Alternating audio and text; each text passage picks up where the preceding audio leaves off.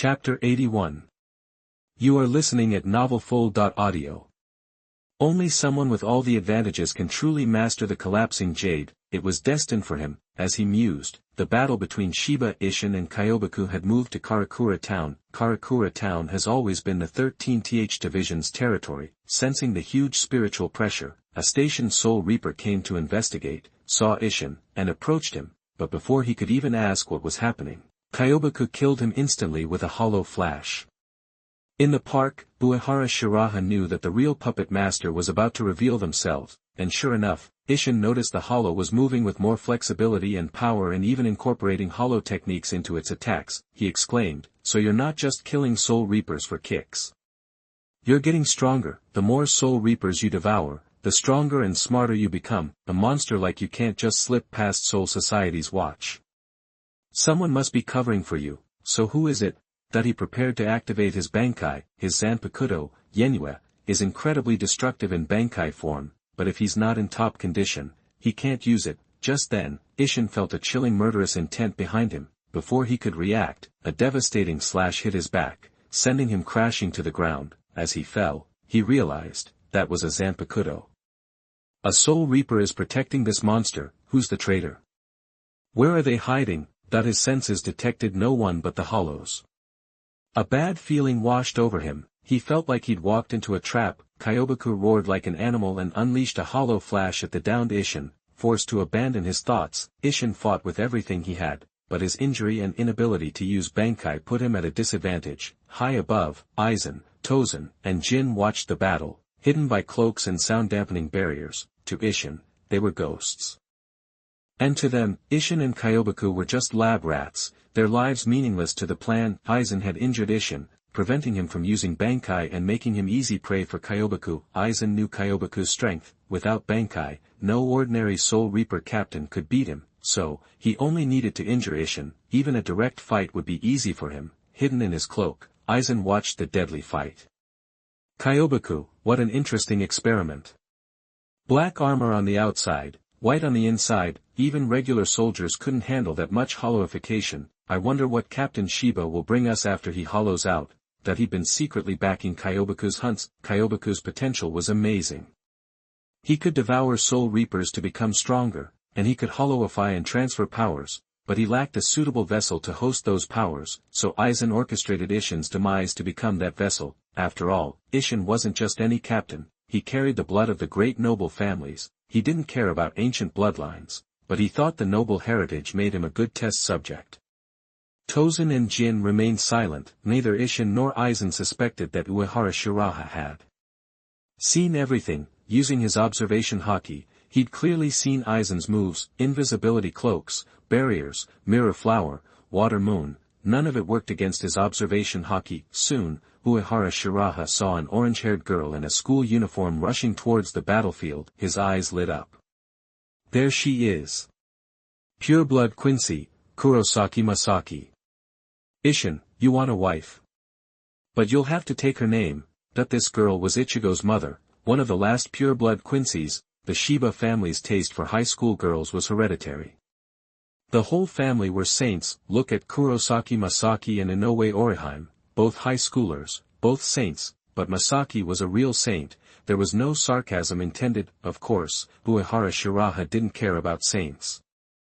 He believed in revenge. Forgiveness was God's job, but his job was to send people to see God. Meanwhile, Ishin was completely overwhelmed by Kyoboku. The hollow's horns were charged with hollow energy, ready to blast Ishin to smithereens. Seeing Ishin in mortal danger, Kurosaki Masaki drew her bow and fired a barrage of spirit arrows at Kyoboku, the Quincy's basic ability, holy destruction arrows. An unexpected variable. I'll take care of it, Tozen said. He moved to attack. Aizen stopped him, watching Masaki with interest. Wait. Let's see what happens. He didn't hate variables, especially interesting variables. Aizen knew a lot about Quincy's. He wanted to see what this endangered clan could do. Quincy annihilation could obliterate spirits. Sensing the danger, Kyoboku abandoned Ishin and charged at Masaki. Unafraid, Masaki kept firing holy arrows, but Kyoboku dodged every arrow. Seeing the hollow speed, Masaki stopped dodging and braced herself. Ishin and the three observers watched. puzzled by Masaki's sitting and waiting to die behavior. Kyobaku reached Masaki and bit her shoulder. Masaki smirked. Got you. She shot a holy arrow straight into Kyobaku's head. Caught off guard, Kyobaku crashed to the ground. Quincy destruction was one of the few powers that could destroy souls. Kyobaku couldn't fight anymore. Isshin, Jin, and Tozen were all surprised. Aizen adjusted his glasses, looking more excited. In the distance, Uehara Shiraha nodded. Masaki must have used the static blood suit. That's why she wasn't hurt. Quincy blood suits are impressive, but Kyobaku has more tricks up its sleeve. The severely injured Kyobaku was undergoing a transformation. The flesh around its hollow hole began to swell. Masaki hadn't reacted to this change in time because Kyobaku had taken too much energy from her. Luckily, Isshin noticed the danger and rushed to her defense. Kyobaku self-destructed. The explosion left Masaki unharmed, but Isshin fell unconscious. Masaki rushed to Isshin's side to help him. After introductions, they learned each other's names and backgrounds. The Soul Reapers had launched a war against the Quincy's, killing most of them. Masaki and Isshin were supposed to be enemies, but they quickly started talking. Unbeknownst to them, Ishida Ryujin was also rushing to the scene with his maid, Katajiri Hei, in addition to the 3 Soul Reapers watching them. To protect the remaining Quincy's, Ryujin usually let the mixed blood Hei handle things. Uehara Shiraha watched Ryujin and Hei, then looked at Masaki chatting with Isshin. He felt good about coming to this world. The drama was exciting. Ryujin wasn't the arrogant king he would later become. He hadn't yet said, I have no interest in becoming a Quincy, and you have no talent.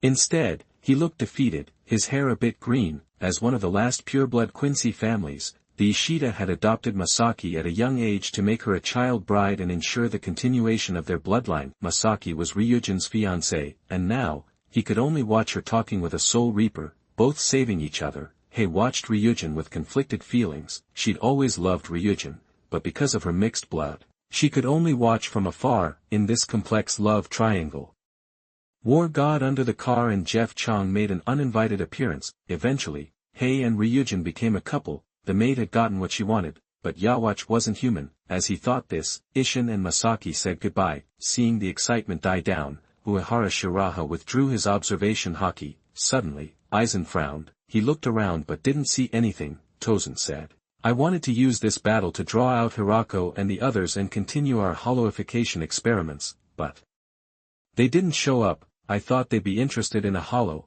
According to their intel, Uehara, Hirako, and the others were hiding in Karakura town. But they couldn't find their exact location. Aizen looked confused. Did Uehara stop them, or are they disappointed with Soul Society? It doesn't matter. It's irrelevant. Besides, we're closing in on them. They'll fall into our hands sooner or later. He turned to Jin. Jin, did you feel like we were being watched? Jin was taken aback, narrowing his eyes. Tozen, whose spiritual sense was extraordinary, said, Lord Aizen, I didn't notice anything. It might just be your imagination. Tozen frowned, trying to remember. He hadn't sensed any unusual spiritual pressure. It didn't feel like they were being watched. Besides, they were well prepared. No one could find them. Imagination. Aizen looked up at the sky. I believe that all coincidences and illusions are just lack of ability. Even though he'd found nothing, he trusted his intuition. Shocked, Tozen and Jin wondered, could the Zero Squad have made a move? Back at the Hueco Mundo lab, Tozen was still worried, but when he checked the readings on the instruments, he yelled, Kyobaku's self-destruction completed the transfer. Our experiment is in its final stage, but why did we choose a female Quincy instead of Isshin? What a waste. Don't be so hasty. Aizen looked excited. I think the deviation from the original goal is actually a transcendence of the original goal. A hollow choosing a Quincy, whose power is the opposite of his own, is very interesting. Don't you want to see what happens next? Aizen, the trainer, had awakened. In Karakura Town Park, Mikey Hane lay obediently in Uehara Shiraha's arms. She felt safe again. It was a warmth she'd never felt with her father. Uehara Shiraha stroked the girl's hair as he thought, the love triangle between Soul Reapers, Quincy's, and Hollows wasn't important. The future protagonist, Ichigo Kurosaki, was what mattered. This kid's potential shouldn't be underestimated. He could become infinitely stronger. though, of course, not as much as him. Whoever controlled Ichigo had the upper hand. That's why the old monk had been suppressing the Quincy powers in Ichigo, to force Ichigo to turn to the Bleach side. Uehara Shiraha also wanted Ichigo to become a Bleach and work for him. He came here to witness a famous scene and ensure the plot went smoothly. Am I, as a butterfly, not capable enough to shift the narrative, or does someone have a strong agenda? Uehara looked toward the Soul King Palace. During the Thousand-Year War, the monk had manipulated Yhwach and Ichigo, and was definitely a mastermind. Yhwach had replaced the Soul King as the cornerstone of the world, working 24/7. Uehara Shiraha suspected that the Soul King was tired of lying down and had designed everything, using Yhwach as a scapegoat. Chapter 82. You are listening at novelfull.audio. One Piece's Yhwach would be flat-out miserable if that were true, but even if people could outsmart Ichigo, Kurosaki and Yhwach, they shouldn't even think about trying it on him. His confidence came from his potential, which was just on another level. Everyone else was just chipping away at the Soul King, but they couldn't surpass him. The Soul King was the OG source of everything: death, destruction, full-bring powers, you name it. The Soul King was the unbreachable ceiling in the world of death. Nobody could top him, except maybe Uehara Baiyu and his task system. So, yeah, he was pretty sure he could avoid getting played by the monk and the Soul King, and maybe even turn the tables on that old black monk. Living for tens of thousands of years, and that's all he's got. Talk about small time. Instead of heading back to Soul Reincarnation, Uehara Baiyu hung out at the Gensting army base, giving Dohain some pointers on her full-bring technique. After spending some time together, it was clear Dao Yugen was getting attached and increasingly obedient. Still, she had a lot to learn. It wasn't just about power, she needed to work on her head and get some common sense. Uehara Baiyu wasn't really into pure eye candy. He could have those kinds of beauties anytime, and they'd all be flawless. He was looking for the kind of beauty with something extra, real personality. For a woman, things like her background, status, temperament, and confidence were major bonuses. That all-around, inside and out beauty was the real deal. Those were the ones worth his time and energy. Everyone else was just a passing fancy. So, Uehara Baiyu didn't micromanage the women around him. He let them grow naturally and then enjoyed the show when they blossomed. That evening, the rain was still coming down. Dao Yugen got into a white lace-made outfit and played along with Uehara Baiyu's role play. She was still pretty green at it, acting a little clueless, but she was attentive and eager to please. Uehara Baiyu patiently gave her some pointers and collected his tuition.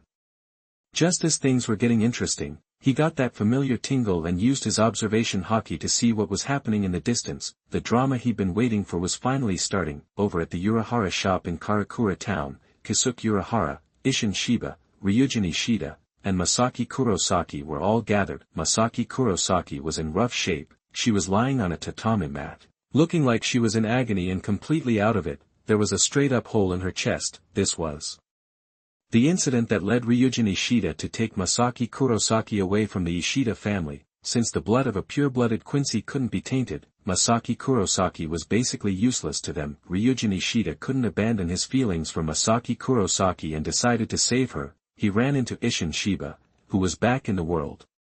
Isshin Shiba knew that Masaki Kurosaki was in danger because she'd saved him, so, when the two men learned there was a way to save Masaki Kurosaki, they followed the mysterious guy to that out-of-the-way shop. Isshin Shiba had a strange feeling that the man who suddenly appeared in front of him looked familiar. Ryujin Ishida was too stressed to think about it. Kisuke Uehara, in his green and white bucket hat, introduced himself to the two anxious men. Name's Uehara Kisuke, exiled from the Soul Society.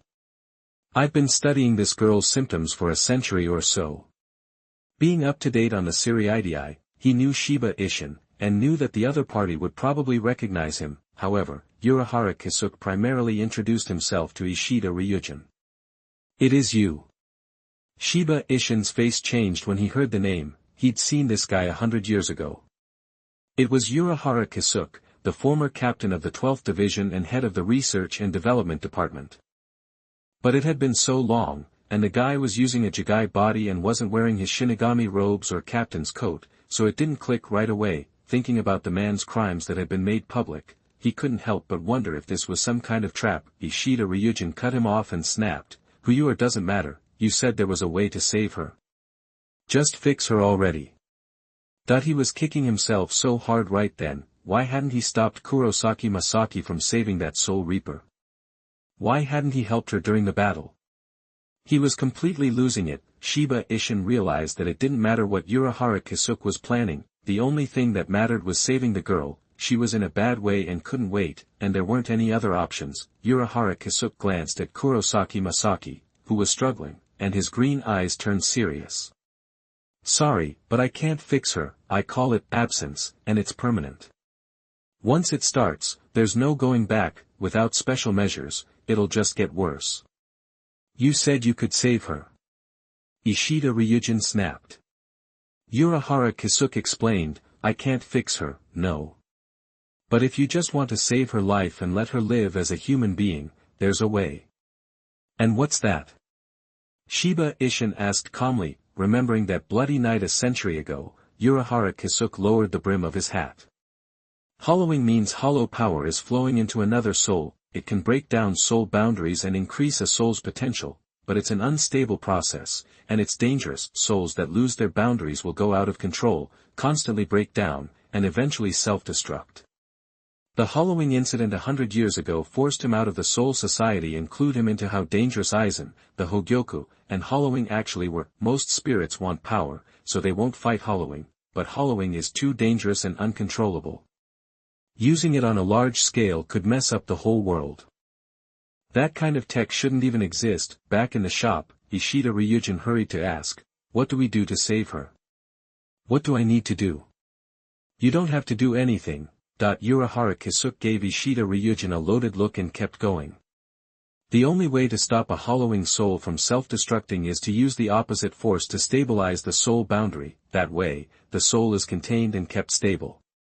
Hollowed-out Shinigami have both hollow and Shinigami power, so, using a Quincy's arrow of light and a human soul to make a vaccine can stop the hollowing of a Shinigami, but the vaccine alone won't work for a hollowed-out Quincy. Quincy don't have any defense against hollow power. I don't get it. What are you saying?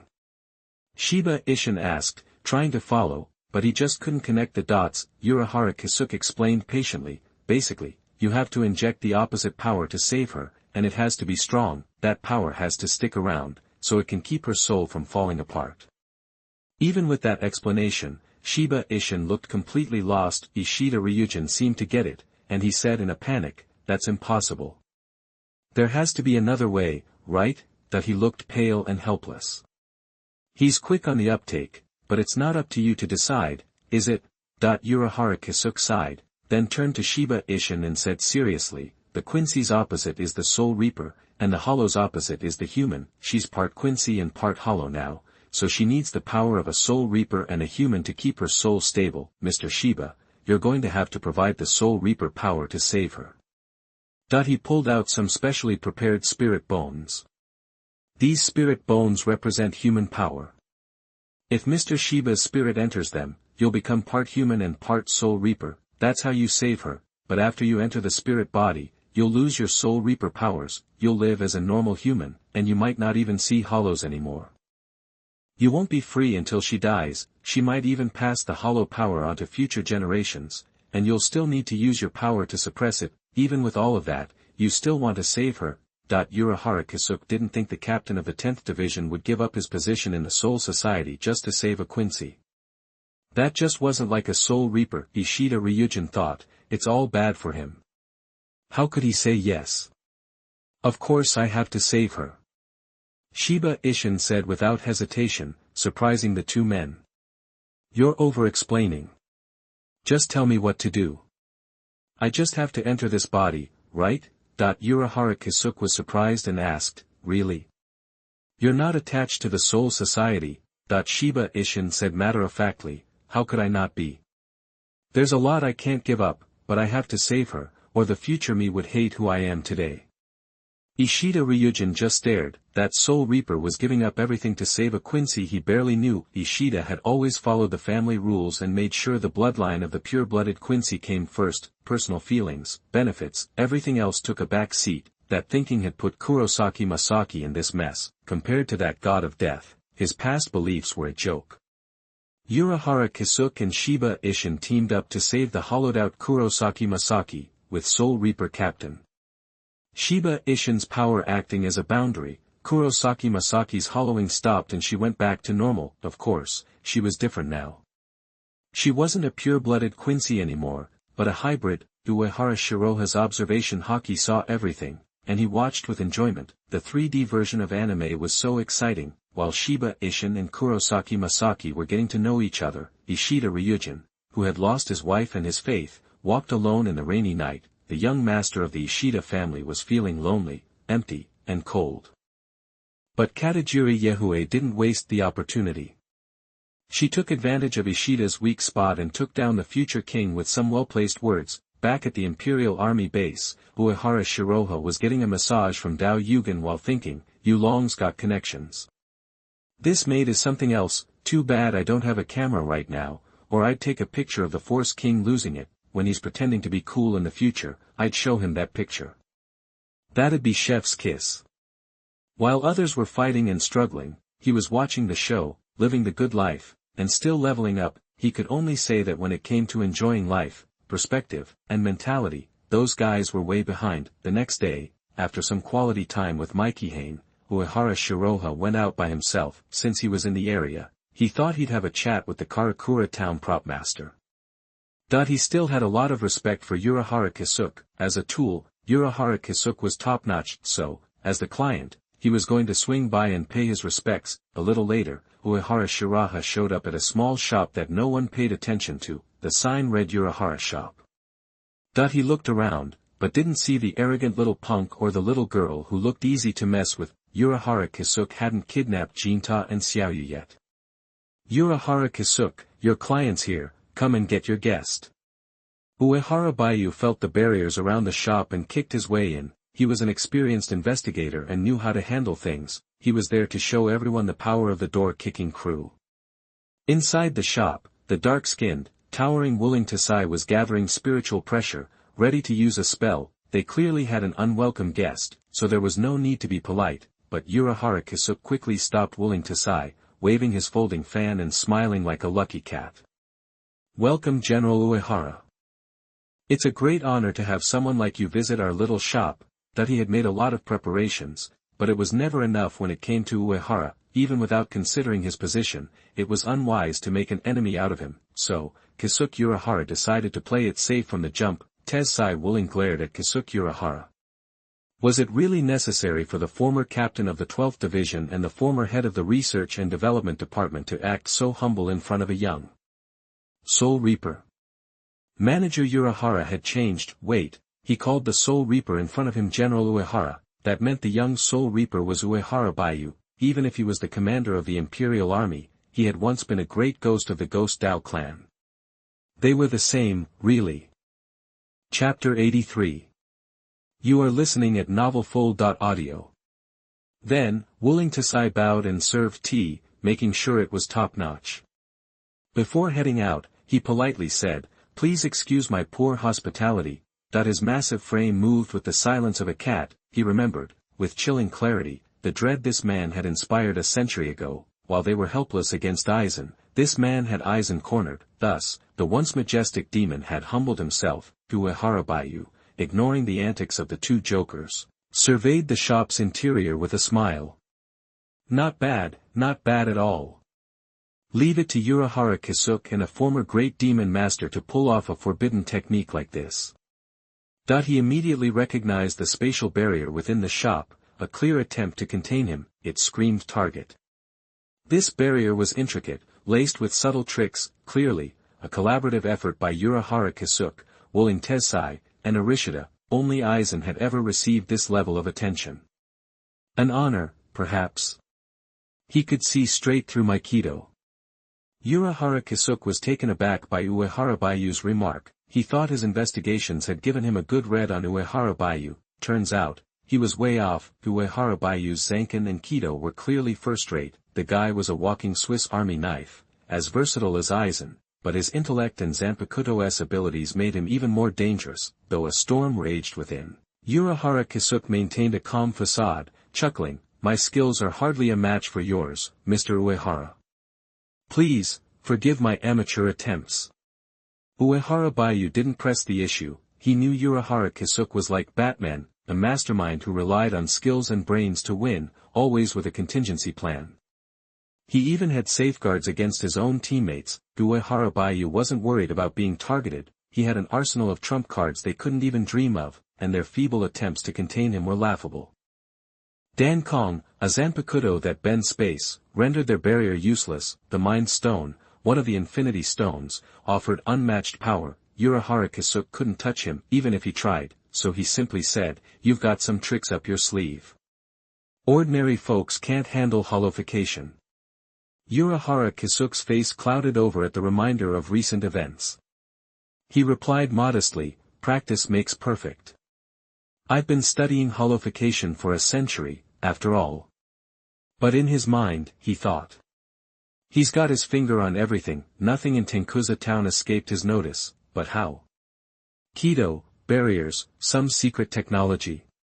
Not enough data to make a call, a slippery customer. Uehara Kisuke suspected Uehara Baiyu had taken control of the video hall. He had plenty of evidence, but with Aizen's interference, Seoul society was completely blind to the shifts in Naruki City. The video hall had to be the same. How did Uehara Baiyu see through everything and grasp the full picture? Why was he always one step ahead, in the know? Uehara Kisuke was stumped. "If you say so, then so be it." Uehara Shiraha took a satisfied sip of tea, fragrant and lingering. It wasn't your average brew, but the kind reserved for captains and nobles. Of course, for Uehara Shiraha, it was nothing special.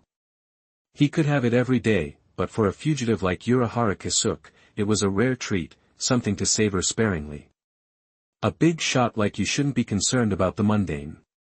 Uehara Kisuke ventured, "It seems Mr. Uehara is very interested in this incident." He worried Uehara Shiraha was after the hollow Quincy. To most, she was just a nuisance, but to those with the knowledge, Kurosaki Masaki was an excellent experimental subject. Aizen and Kuratsuchi Mayuri would jump at the chance. Uehara Shiraha asked pointedly, "What do you think of the Quincy's power?" Uehara Kisuke replied calmly, "The Quincy's power of annihilation is unique.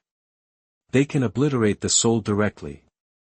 When a Quincy destroys a spirit body, its spirit particles can't enter the cycle of the three realms. That's why the Soul Reapers launched a war centuries ago, slaughtering the Quincy clan." Uehara Shiraha couldn't help but scoff inwardly. "Are you reading from a script?"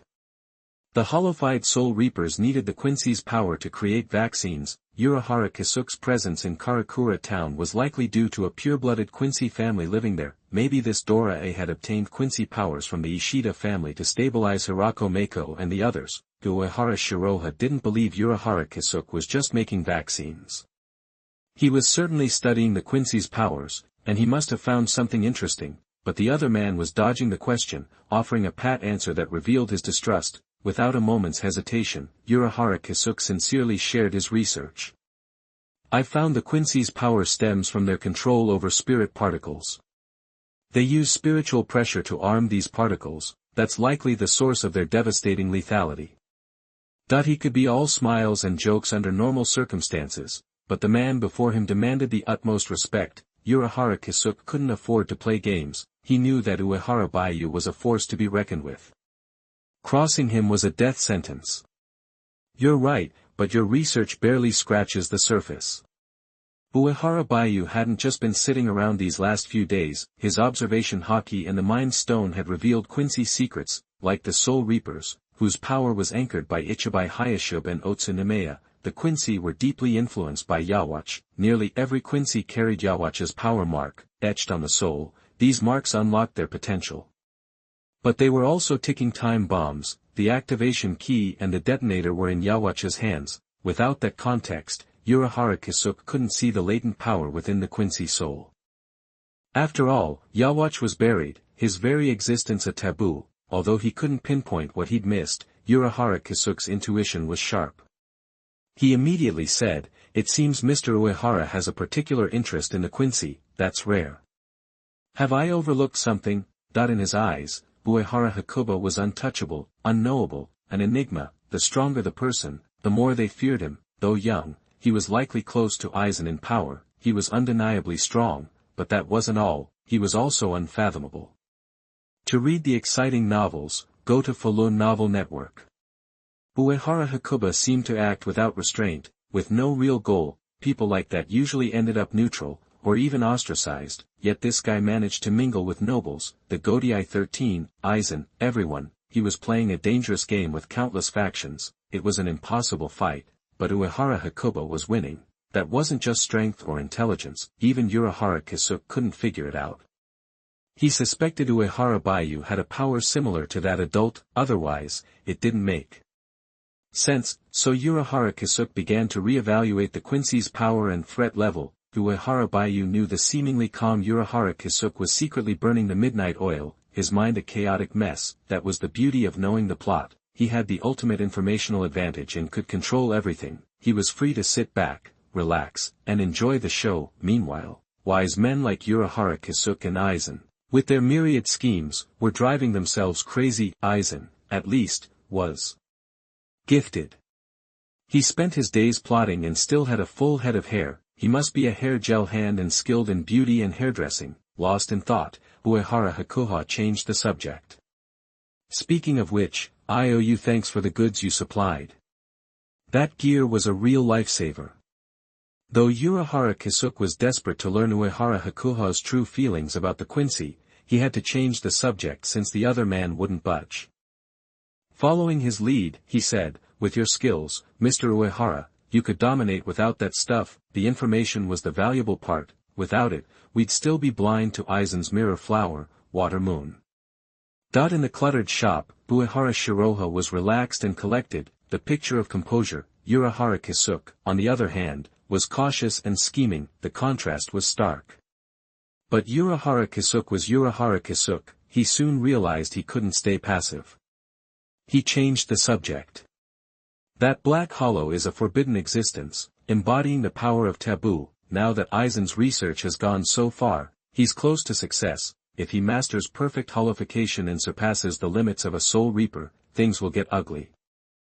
He wasn't lying. Aizen had already forced them to live like stray dogs, fleeing in terror. A transcendent Aizen was unthinkable. Uehara Kisuk was trying to enlist Uehara Shiraha to fight Aizen. He was painting Aizen as an unavoidable threat. At the same time, he was dangling the bait of transcendence. Uehara Shiraha wouldn't pass up a chance to become transcendent. Hearing him out, Uehara Shiraha saw through the other's plans. He said casually, becoming a transcendent isn't easy. In nearly 1,000 years, only Squad Zero has reached that level. Otherwise, the folks in the Soul King Palace wouldn't be so high and mighty. A transcendent was an existence whose strength surpassed their racial limits. For ordinary soul reapers, that was a pipe dream. Their talents barely touched the edge of racial limits, let alone exceeded them. But for powerhouses like Aizen, it was within reach. Cross that line and they'd instantly ascend to saintly heights. Uehara Kisuk looked even more serious. That may be true for most, but Aizen isn't most people. You know how dangerous he is. Uehara Baiyu knew Soul King Palace and Zero Squad secrets, and he knew far less than him. He was once again shocked by Uehara Baiyu's intellect. Ignoring the changes in Uehara Kisuk's face, Uehara Baiyu said flippantly, I still say, transcendence is hard, and who knows what the future holds. Maybe Aizen will suddenly see the light and decide he wants a peaceful life, or maybe, some big bad, a rich one, will attack Soul Society, trying to take over the 3 realms. Then Aizen might become the savior. There were 2 ways for Soul Reapers to break their racial limits and become transcendent: serve the Zero Division like a dog and get power from the Soul King to break the limit, or risk life and limb with deep hollowification. Uehara Shiraha wasn't choosing either one. There were ways to optimize the 2, like stealing the power of the Soul King from his organs, or faking it to simulate it. Uehara Kisuk had already studied the Soul King and created 2 Soul King candidates in the future. Aizen planned to sacrifice Karakura Town to make the King Key and build a spirit on par with the Zero Division. If he could become a hollow, he could use the Hogyoku to optimize, lower the risks and grow his potential. But even then, Uehara Shiraha wouldn't hollowify. Too ugly. He could get stronger lying down, become transcendent by completing missions, so there was no reason to ruin his looks. In the world of Bleach, style and looks were the true strengths. Uehara Shiraha didn't care about the power of the Soul King and the Soul King's organs. Who knew if the Soul King had left any backdoors? Uehara Kisuk looked at Uehara Shiraha quizzically. Are you serious? Aizen had spent a century on his plans, pouring in countless resources. How could he suddenly repent? How could someone like that want a peaceful life? Taking over the three realms sounded ridiculous. What force could threaten the Godai 13 and the Soul King Palace? He was staring right at the truth, but still, Uehara Shiraha's words sounded meaningful, loaded with hidden depths. Like Uehara Shiraha himself, he couldn't see what they meant. Chapter 84. You are listening at novelfull.audio. But for now, those thoughts could wait. Kisuk Uehara was more concerned with Shiraha Uehara's stance on hollowification and the Hogyoku. He pressed again, Mr. Uehara, your talent should allow you to quickly reach the peak of a Soul Reaper. Don't you want to transcend that? Sure, but not on your terms. My knees are too stiff to bend, so I'll stand and transcend.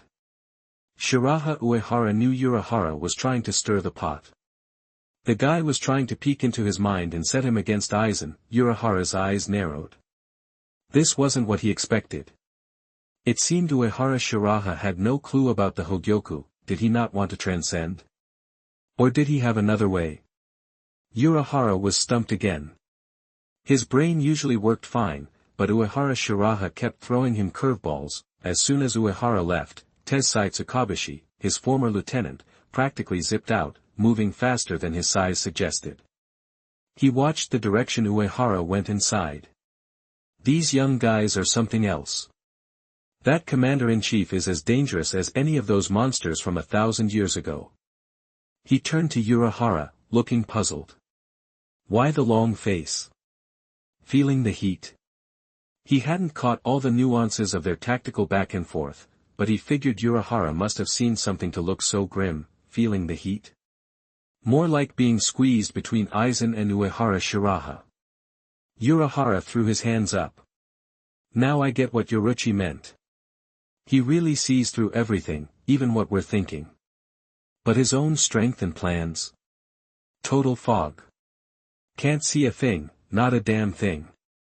Of course, Yoruchi had also used some colorful language to describe his assets, but he wasn't about to invent tales about his old boss and this twisted genius. If that got out, he'd be run out of the three realms. He finally understood what Yoruchi meant about Shiraha seeing through everything while remaining completely inscrutable. Uehara always felt that Uehara Shiraha's casual actions had some hidden purpose. Even his offhand remarks seemed to have some deeper, unknown meaning. He just hadn't been able to put his finger on it. This meeting had been a chance to test him, to observe him. Instead, he came away with more questions and doubts. And those words of Uehara's had left him with a bad feeling, like Aizen was nothing in Uehara's eyes, maybe just the beginning. It was confusing and intriguing. But only Uehara could answer these questions.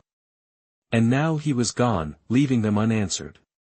For a guy with Uehara's thirst for knowledge, that was pure torture. Uehara was just messing with him, and he had to take it. He's that good? Tensai hadn't understood everything his friend had said, but he was still shocked. Other than Aizen, he'd never heard Uehara praise anyone so highly. It almost sounded like Uehara valued Uehara Shiraha more than Aizen. That good, yeah, but, Uehara grinned. Since Aizen couldn't eliminate Mr. Uehara's power in Hueco Mundo, that means he's as clueless about the guy as I am. We're back to square one. He was willing to bet Aizen had taken a few hits from the commander-in-chief, which was why he was so wary. He couldn't do anything about Uehara, but neither could Aizen. Nothing was better than watching someone else squirm, especially when that someone was your enemy. Tensai stared at Uehara's smug expression, speechless. Meanwhile, Uehara Shiraha had returned to the Godai 13 base. Michi Hain, plump and lanky, was waiting for his return. She blinked her big eyes when she saw him and said with a goofy look, "Welcome back, sir." She was actually excited, but she'd been alone for so long that she wasn't great at expressing herself. But Uehara believed she'd get better with his influence. Just then, the mission system pinged. A new special mission was incoming. Special Mission 14, Tripartite Talks. Kurosaki Ichigo holds two powerful forces within him. When he becomes a Soul Reaper, the protagonist must show his strength to Kyoboku and Zangetsu, letting them know who the real protagonist is. Reward, Oj, random ability or item, * called it. Stir the plot, get a special mission, **** witnessing the big moments is where it's at, ***, I like this mission, but it'll be a minute. Uehara raised his eyebrows after reading the prompt. He didn't care who the protagonist was. If you're strong, you're the star of the show. If you're weak, even with the title of protagonist, you're just gonna get flamed. Besides, this isn't some cheap power fantasy. Who cares about the competition? Everyone in Bleach got daddy issues. Still, way better than superheroes.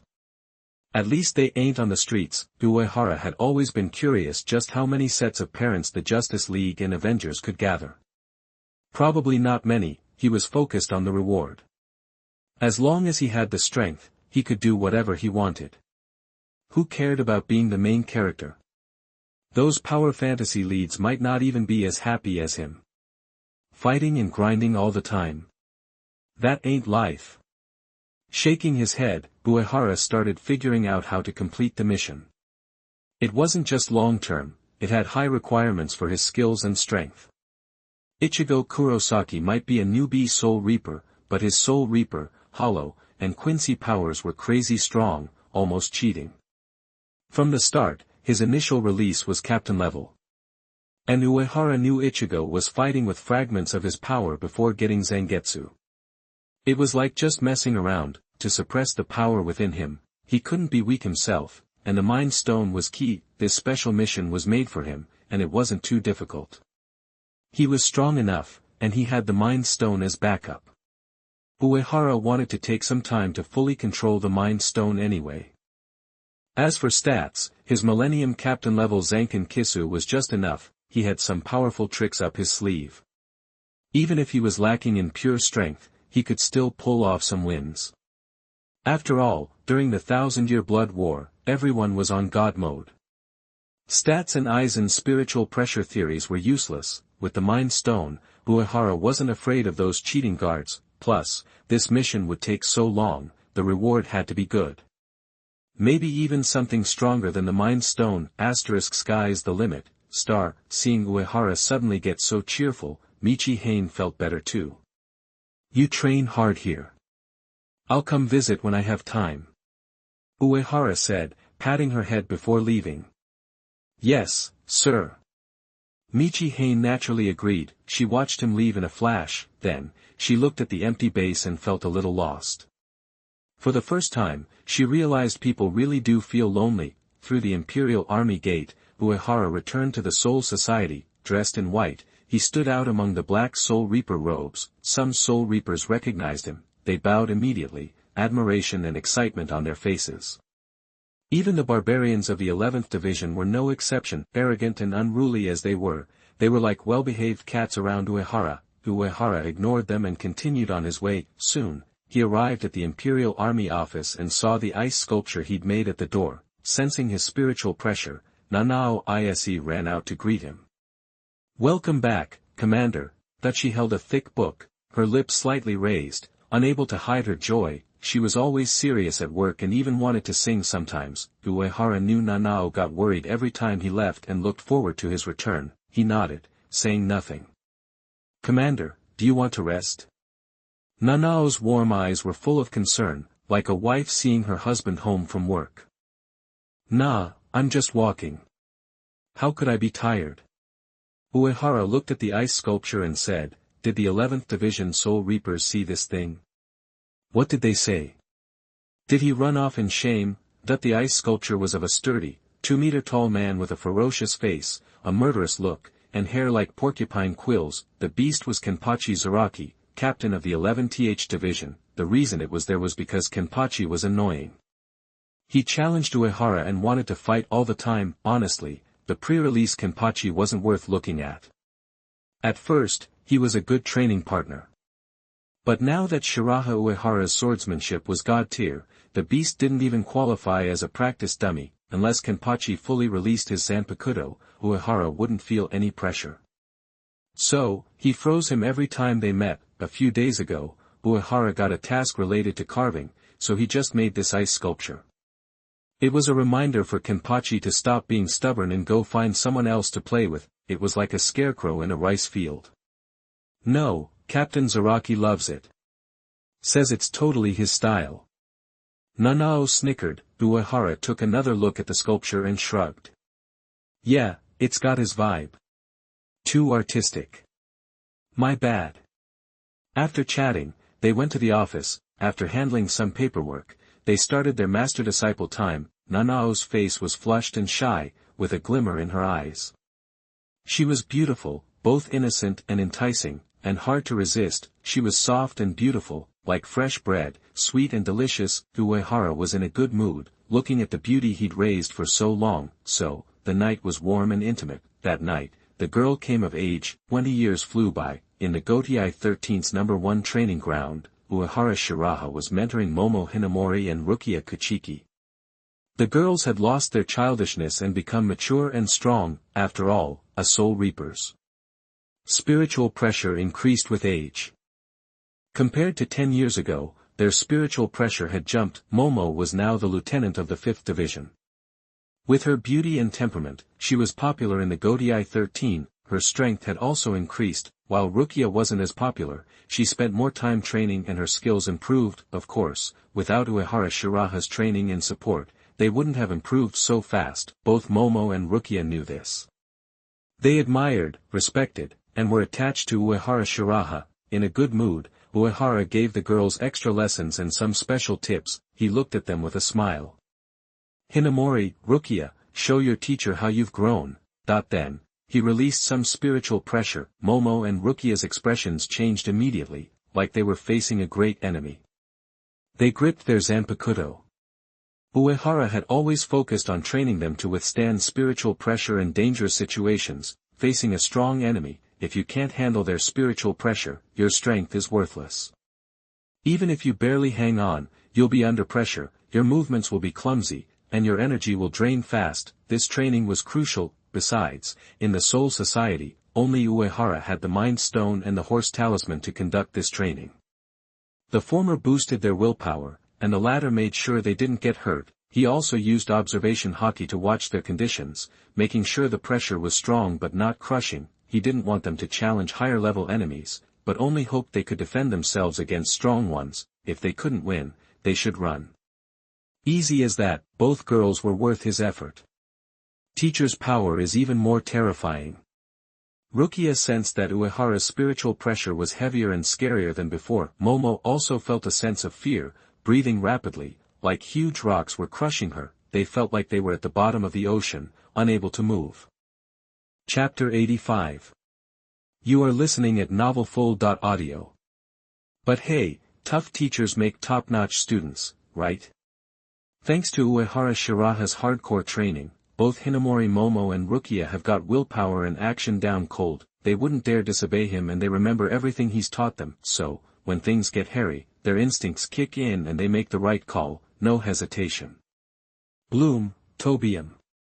Momo Hinamori yells, clear as a bell, and with that, she's the first one to activate her Shirkai. She grips Tobium, her Zanpakuto with the pink handle, tight, and channels all her spiritual pressure right into the blade. As the pressure builds, a ring of pink light flares around Tobium. Suddenly, a flurry of pink plum petals dances around the blade, and its tip splits into new branches. Just like that, Tobium, which used to look like a regular samurai sword, transforms into a wicked-looking blade with 3 sharp points. Tobium's a fire-type Zanpakuto, good for long-range attacks after its Shirkai is activated, and super agile too. Hinamori Momo's been working on some serious advanced techniques with Tobium, all thanks to Uehara Shiraha's guidance. Right behind her, Rukia chants the release phrase, dance, Sodi no Shirayuki. As she says it, she whips Sodi no Shirayuki from her waist and bam, Shirkai activated.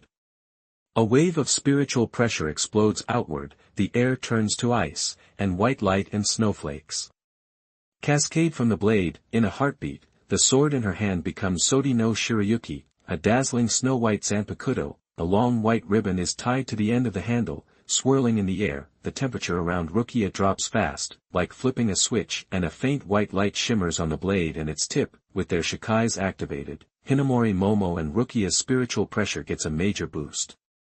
That's enough to push back Uehara Shiraha's spiritual pressure and get them back in the fight.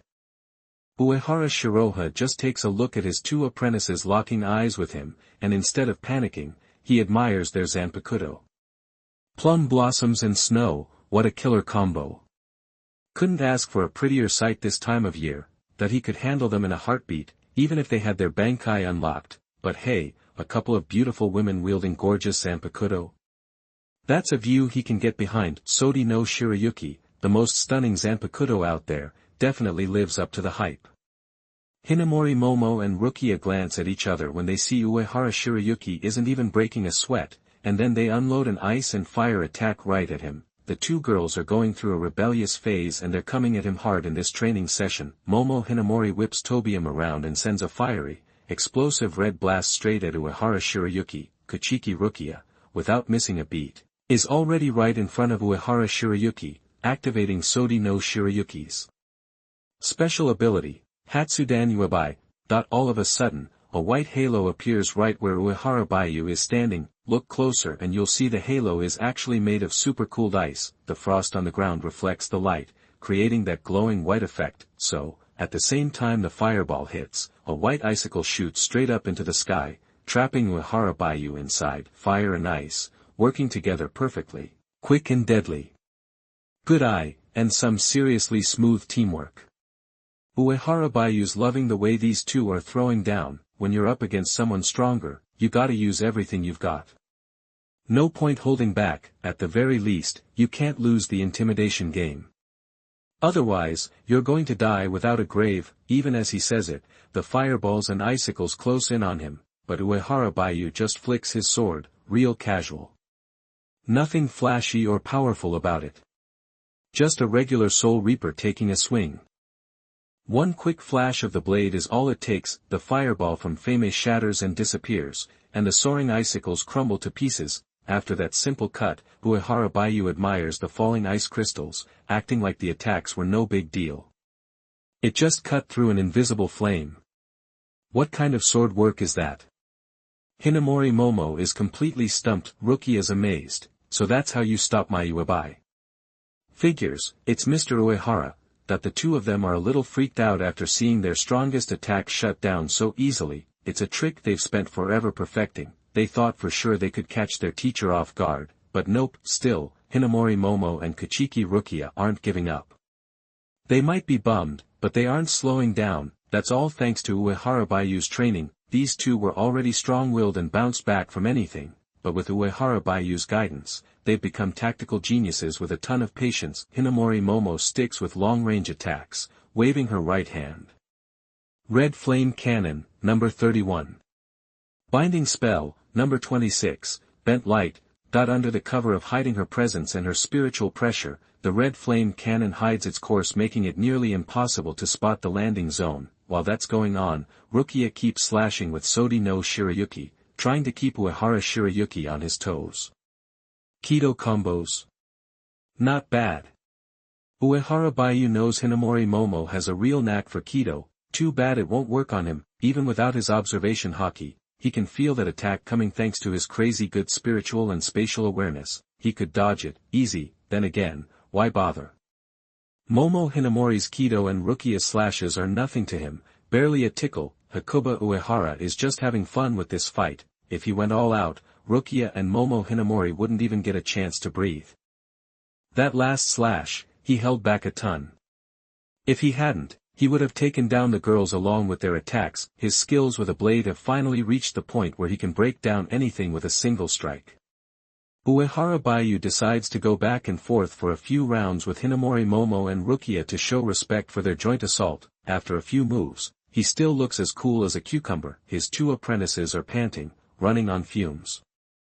They're hitting their limits with their stamina, spirit pressure, and willpower. Even with Uehara Bayu holding back, this fight is still a major challenge for them. Being up against someone as strong as Uehara Bayu means they can't let their guard down for a second, which is mentally draining. Uehara Bayu can see they're about to crash, so he takes a quick step back.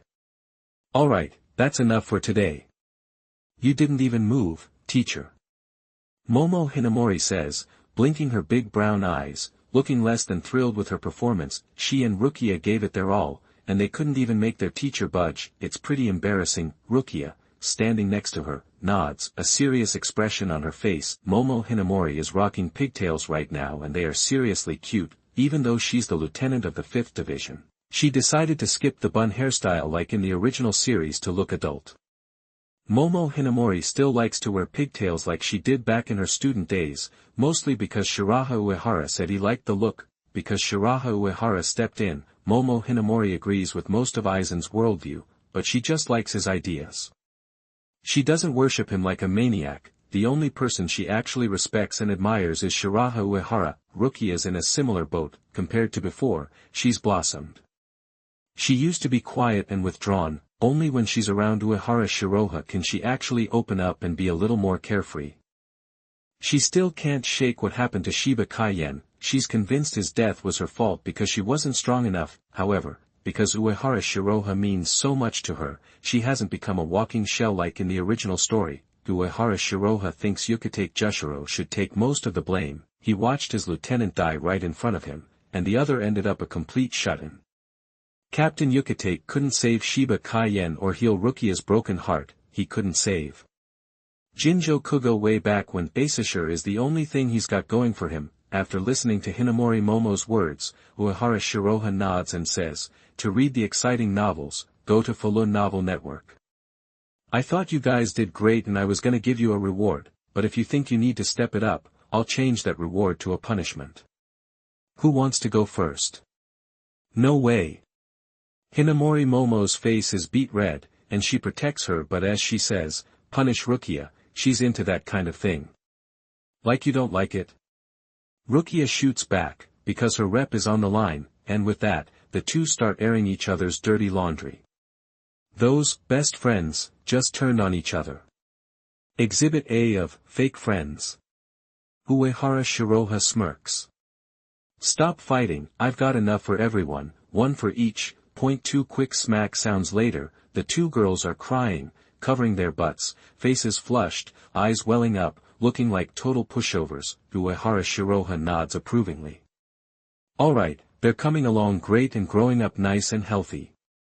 I'm such a great teacher, always looking out for my apprentices. Then he remembers something else and says to Rukia, I heard you got the assignment to patrol Karakura town.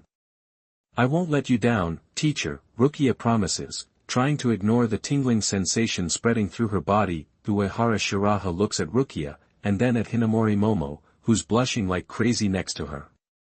He's got a faraway look in his eyes. If Rukia's about to head to Karakura town in the real world, that means the plot's about to kick off. Rukia's about to run into Kurosaki Ichigo and give him her Soul Reaper powers. Ichigo's gonna go full Buddha and level up like crazy. Rukia's the protagonist's guide, so she's gonna lose most of her powers and become a total weakling, and then Aizen's gonna show up to steal the Hogyoku. During all of that, his other apprentice, Hinamori Momo, is gonna flex her strongest meat shield skills. She'll be kicking after taking some serious hits. She's got more health points than Grandma Yu in Seven Heroes Town. That lady got beat up by the leaders of the 6 main factions and was sent flying for 2 whole hours but didn't die. A cockroach made of adamantium. Uehara Bayu knows the plot is starting up, so he knows these 2 apprentices are in for a rough time. He's not ready to jump into the fray, though. Soul Reapers live a long time. Over hundreds or thousands of years, things are bound to get ugly. Aside from him, who's the greatest genius around, which other Soul Reapers get off scot-free? These tough times are gonna happen one way or another, and after getting knocked around a little, Rukia and Hinamori Momo will get stronger and get chances to evolve. These experiences are rough, but they're opportunities. He trusts that his 2 apprentices are gonna understand his good intentions. Just to be safe, Uehara Bayu gives the 2 of them a heads up. Rukia, watch out for the blonde. Hinamori, watch out for the 4 eyes. Hinamori Momo and Rukia are a little confused, but they nod anyway. Their teacher wouldn't ever steer them wrong. Even though it got a little awkward earlier, they still want to spend more time with him and get closer to him. Night falls, and Uehara Bayu heads back to his increasingly luxurious underground base. First, he checks out his stats. Name, Uehara Bayu. Position, 3rd seat of the 1st division. Commander-in-Chief of the Court Guard Squads, Spiritual Pressure, Elite Class Spirit Power, Zanpakuto, Dan Kong, Second Stage Bankai, Swordsmanship, 1000-Year Captain Level. Hand-to-hand Combat, 1000-Year Captain Level, Kido, 1000-Year Captain Level, Flash Step, 1000-Year Captain Level, Abilities, Point 1. Shadow Clone Technique, B-Rank Ability, Perfected, Point 2. The White Album, S-Rank Ability, Perfected, Point 3. Breathing Method, Sun Breathing, B-Rank Ability, Perfected, Point 4. Angel Power, Universal Barrier, S-Rank Ability, Perfected, Point 5. Magic Move, 7 Flash, A-Rank Ability, Perfected, Point 6. Observation Hockey, A-Rank Ability, Perfected. Nothing new has been added, since no special missions have been completed. That's not the point anymore, he's already stacked, so low, or even mid-tier items would be a bonus, nothing more. Uehara Bayu's looking for top-tier items like the Mind Stone. He's stacked up over 15,000 stat points over the last 20 years. His spiritual pressure is at the peak for a Soul Reaper, an elite class. Several powerful abilities have been totally maxed out. Even Sun Breathing and 7 Flash are perfected. All his go-to abilities are at the top of their game. His Shadow Clone and White Album are also about to power up into higher-tier abilities. Multi-Shadow Clone and the White Album, Requiem. This insane increase in power wouldn't have been possible without a lot of hard work. Uehara Shiraha has had to fish, play cards, and drink his fair share to finish missions. Rough life, but those hard times are over. He looks at those maxed out abilities on the panel, overflowing with confidence. Time for the future savior, Kurosaki Ichigo, to get a reality check. He's been waiting 20 years for this. Soon, he'll be able to give the protagonist a lesson, and that mission is about to be completed. Now that he's got a tighter grip on the Mind Stone, and with his stats all jacked up, he's ready to mess with Ichigo Kurosaki's mind like Hayashibu Ichibai, and bring Haku and Zangetsu under his control. Ichigo Kurosaki will become a Soul Reaper, and the Ichigo Buddha will be born. That's his cue to roll up. As soon as Haku and Zangetsu are on board, he can knock this mission off his to-do list and pick up a few new rewards. Uehara Shiraha can't wait for the rewards from this mission. After 20 years of waiting, the daughter's red wine is ready to go, so the rewards gotta be sweet. Lost in thought, he takes off his clothes and sinks into the hot spring, sighing with contentment. As he soaks in the warmth, he feels a familiar spiritual pressure closing in. Uehara Bayu doesn't flinch. Soon, the person is right beside him, all over him. A hand snakes around his neck, and then a body wraps around him like a boa constrictor. Uehara Bayu doesn't have to look. He can feel her long, toned legs gripping his waist. He knows it's Shihoin Yoruchi, that familiar power, that familiar touch, that familiar passion, wild, tempting, aggressive. They're face to face, skin to skin. Nothing's between them. Chapter 86. You are listening at novelfull.audio.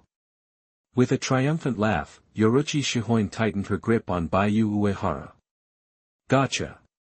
No escape for you. But Bayu just shrugged her off with a little effort, letting her fall right into his arms. Then, he took the opportunity to hug the naked, chocolate-skinned beauty even closer. He could feast on this chocolate forever. TCH. Missed again. Yoruchi scoffed playfully, then wrapped her arms around Bayu's neck. Bayu pinched the chin of the sexy little wildcat, looking into her golden eyes. So, are you here to sleep with me, or assassinate me? As he spoke, his hands wandered over her slender body. Yoruchi's skin was as soft as jade, smooth and incomparable, like the finest silk. Humph. Almost got you that time. Yoruchi said, trying to ignore the shivers running through her, a look of stubborn dissatisfaction on her face. They knew each other too well. You little devil, trying to take me out. Prepare to face the wrath of the mighty dragon. Bayu retorted playfully. This woman deserved a little teasing. Pulling herself back to the present, Yoruchi remembered why she was really here. You guys have been making some big moves lately, she began. Decided to come out of hiding after all this time. Ever since Bayu showed up in Karakura town and hooked up with Kisuke Urahara, he'd rarely shown his power. Aside from missions and the bare minimum of training, he was eating, drinking, and living it up, ignoring everything else. The legends about him had started to fade into just that, legends, with Baiyu lying low, the Imperial army had also stopped expanding, playing defense but never attacking, as if waiting for a signal, but Yoruchi, Uehara, and the others understood that the Imperial army's strength lay with Baiyu, and Baiyu was the kind of guy who could stay quiet for ages, but when he moved, it was always something huge. So the sudden activity from the Imperial army made Yoruchi and the others think that Baiyu's moment had finally arrived. Curious, she made a date with him, figuring she could get a little workout in too. Baiyu didn't say anything until Yoruchi rolled her eyes and started massaging him. Then he drawled, "Yeah, I'm about to make a move, so the Imperial army is gearing up, but my plans have nothing to do with you, I'm starting with the nobles." He didn't care about the Imperial army's development. He just enjoyed the perks they provided, not that he was irresponsible, but in a world like theirs, a force's strength depended entirely on its leader. If it wasn't for old man Yama's Ryujin Jaka being so overpowered, the Soul Society and the Godiai 13 would have been gone long ago. Aizen and Yawatch would have never stayed hidden, afraid to face him head-on, so, as long as Baiyu was strong enough, the Imperial army would be fine with or without his constant attention. He focused on missions and leveling up, never bothering with the whole farming thing. Yoruchi nodded. "I see. Those idiots are in trouble. Go for the kill, paint the river red." I want to see it, that even though she came from one of the great noble families, now the 4 great noble families, she'd never liked those nobles. After the hollowification incident, it was those nobles who condemned her friends and tried to have them executed. After she left the Soul Society, the Tsunyashiro family-led noble forces tried to attack the Shihoin family and her brother. Thankfully, Baiyu helped stabilize things. After Isshin Shiba decided to stay in the human world, the Tsunyashiro family removed the Shiba family from the 5 great nobles, citing a lack of an heir. Since then, the 5 great ancient nobles of the Soul Society had become the 4 great, and Kakaku Shiba of the Shiba family was a close friend of Yoruchi, so yeah, she wasn't exactly a fan of those corrupt nobles. She couldn't take action herself, but that didn't mean she couldn't enjoy the show. Others might hesitate to go after the nobles, but she knew Baiyu would find a way. Baiyu Uehara, the eternal god. In the hot spring, Baiyu watched Yoruchi's excitement with a hint of amusement. This woman just wanted to see the world burn, treating him like some ancient ruler playing with the kingdoms, women and power, a dangerous mix. But Baiyu wasn't worried about the kingdom. Just then, Yoruchi seemed to remember something. "Those nobles are like wolves, they'll eat you alive, especially the Tsunyashiro family. They didn't even spare the Shiba family, a fellow great noble, yet they let the Imperial army grow. Even when you went low profile, they didn't try to bite back, even giving up some of their own interests. How did you pull that off?" That it was outrageous. As far as she knew, Baiyu now controlled the Tsunyashiro family's video hall, a department that the Tsunyashiro family had been taken away from several other nobles. They were able to hand over such an important department to Baiyu with confidence. Had the Tsunyashiro family suddenly become philanthropists? It was unbelievable. Yoruchi's brain was starting to hurt. It's simple. Be more ruthless and arrogant than they are, and they won't know what hit them, Baiyu said casually. Those nobles only bullied honest folks. Honestly, the Soul Reaper world was messed up. The girls were fine, at least they were good-looking, but the Soul Society and the Soul King system were completely broken. Incompetent and greedy nobles held all the power, controlling most Soul Reapers' lives. And all those Soul Reapers and strong people just accepted it, thinking there was nothing wrong with the system. But that didn't fly with Baiyu. He was willing to kill, and he had the power to back it up. So, the nobles were scared and played nice. Of course, Baiyu treated everyone differently.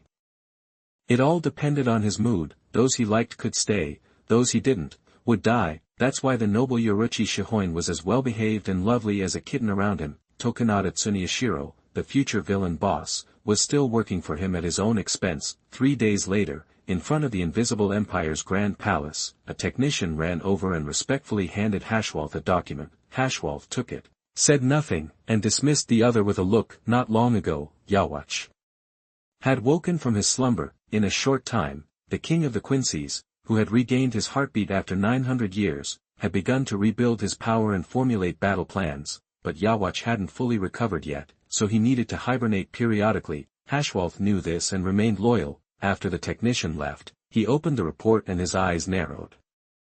Special Combat Power List. Baiyu Uehara. After waking up, Yawatch used existing intelligence and his own abilities to create a list of 6 individuals, marking them as special combat powers. These 6 required special attention. All information about them was to be reported immediately, although the list was based on unknowns, unstable elements that Yawatch couldn't see through. It also implied a certain level of power. If they were too weak, they wouldn't even qualify. The leader of the Zero Division, Ichibai Hyasube, the strongest Soul Reaper Yamamoto Genryosai Shigekuni, the king of Hueco Mundo, Aizen, the creator of the Hogyoku, Kisuke Urahara, the unmatched combat power from 1,000 years ago, and the rising Baiyu Hakuba. Each of them was a top-tier powerhouse among the Soul Reapers, but Baiyu Hakuba was the most unique. He was shrouded in mystery, with very little known about him. They couldn't even pinpoint his location, relying on guesswork to predict his movements. This very mystery led to the young Soul Reaper being marked as a special combat power. Hashwolf had also been tracking his movements. Even though Baiyu seemed the youngest and least threatening of the 6, Hashwolf intuitively felt that he was dangerous and needed to be watched closely, so when Yawatch woke up, Hashwolf immediately reported. Your Majesty, the special war hero Hakuba Uehara has left the Soul Society and gone to the human world. Yawatch dismissed his concerns. Hashwolf, that Hakuba Uehara won't be an obstacle to us. With the blood of the Soul King, he was born a transcendent. Even without his all-seeing eye and most of his power, he was confident in looking down on everyone. As for Hakuba Uehara, he only relied on his Zanpakuto's power to defeat Kenpachi Zaraki while sealed. He wasn't worth fearing. That potential was worth noting, but not worrying about. If the opponent was truly threatening, his ability wouldn't have failed to warn him. Since he didn't see this person in the future, he was just a so-so. Marking him as a special combat force was already giving him too much credit. But Hashwolf hesitated. He cared about the Invisible Empire and Yawatch's interests, so he was cautious, and remembering the icy feeling that had penetrated his bones that day, Hashwolf was still shaken. He dared not be careless. Yawatch's expression turned serious. He is strange, as if he is consciously avoiding the shadow, but once his Bankai is taken, the problem will be solved. We just need to watch his movements. We must wait for the opportunity to succeed in one fell swoop. That he was disappointed in his chosen imperial deputy. He was impatient. He needed more training. As his other half, he was not up to par. As you command, Lord Yawatch. Hashwolf wanted to say more, but thinking of Yawatch's strength, he realized he was overthinking things. When His Majesty fully regained his power, even the Soul King's palace and the Soul King could be overthrown. What could Baiyu Uehara do? At a present-day military base, Baiyu met Dohane again. The Dohane of the past had been a graceful girl with flaws. Now Dohane had grown into a voluptuous and charming beauty. Her figure, charm, and voice were captivating, irresistible. Her hourglass figure was full of temptation, like ripe fruit. In simpler terms, she was a top-tier mature woman. Thanks to spiritual power and love, her skin remained as delicate as a young girl's, like a newly blossomed bud. Her expression and temperament retained a trace of the girl's innocence, making her even more alluring. Sir.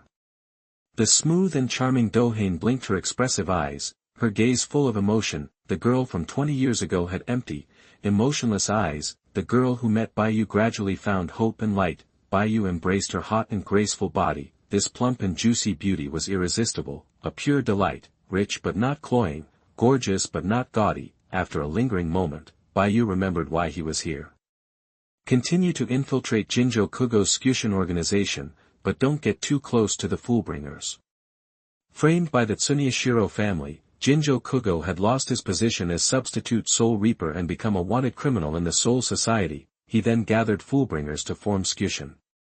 Skyushin's members weren't strong, but they were capable. If they had better stats, they could be a force to be reckoned with. For example, Tsukishima's Book of the End was overpowered, even breaking Buddha Ichigo's defense and nearly killing him. Once Tsukishima and the others were dealt with, Dohane could control the organization and the Foolbringers. This way, he could enjoy his life in the human world even more.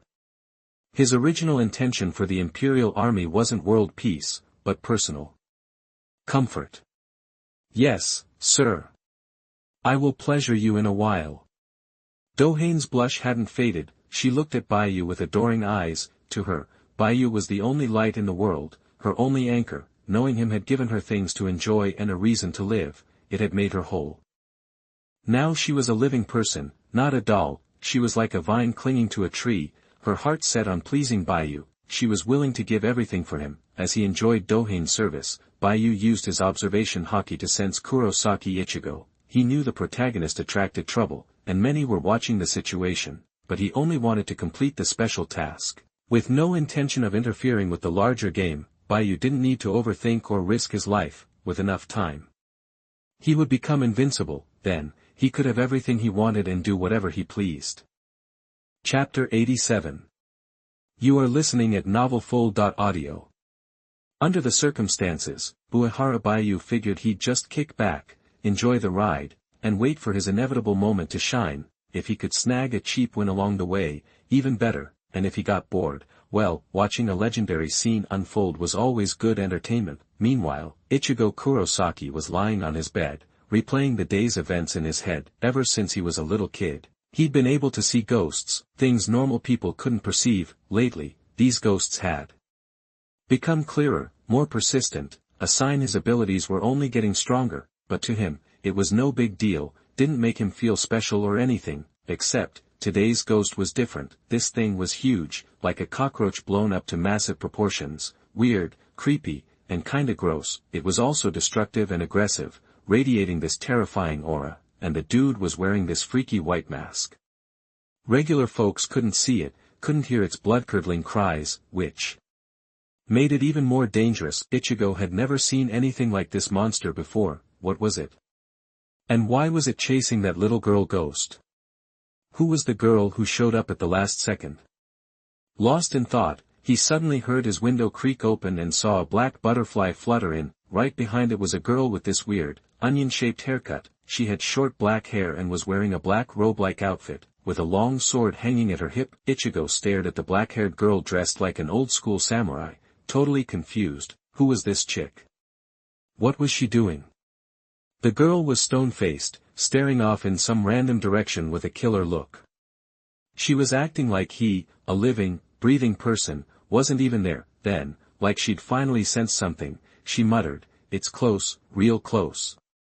Close to this." Ichigo yelled and threw a kick, but she was quick, blocked his weak attempt with her hand, and gave him a puzzled look. "You can see me? Huh, you can actually hit me. Who are you?" That at the same time, she was thinking, "Thank God I had my teacher's training, otherwise, I totally would have eaten that kick." Something's up with this kid, he's got something weird going on. Her spiritual senses hadn't picked him up at all, and she'd almost been too slow to react, but his attack worked on her, which meant he had spiritual power, so, why hadn't she sensed it? "What are you talking about? Don't come barging into my room and start spouting nonsense." Then, like a light bulb went off, Ichigo smacked his fist into his palm. "I get it now, you're the daytime chick, you killed that monster, so, who are you?" It finally clicked. Onion Head was the girl who'd sliced the monster during the day. She'd taken down this beast with one shot, while he and the little ghost girl were getting chased all over the place. In a way, she'd saved his life. Ichigo's attitude softened a bit, but he still looked pretty fierce. The girl introduced herself as a Soul Reaper from the Soul Society. Ichigo snorted. "I don't buy it. You're just some weird ghost, tops. I've never seen a Soul Reaper, and besides, they don't exist." The girl, who claimed to be a Soul Reaper, didn't take that lying down. She chewed him out and then tied him up with some kind of invisible binding spell. She even did a little burial service for the ghost that had been trailing him. Ichigo, pinned down by some invisible force, had no choice but to watch her performance. She pulled out a picture book and began a visual aid-assisted explanation of Soul Reapers and Hollows. "This is a hollow. Hollows in the human world hide in the space between the Soul Society and the living world. When they sense prey, they tear through the dimensions to hunt them down, and this is a Soul Reaper, tasked with protecting you and dealing with these hollows." "Got it." But, staring at the pictures in the album, the average high school kid just looked horrified, bordering on traumatized. "What the hell is this art? It's way too abstract.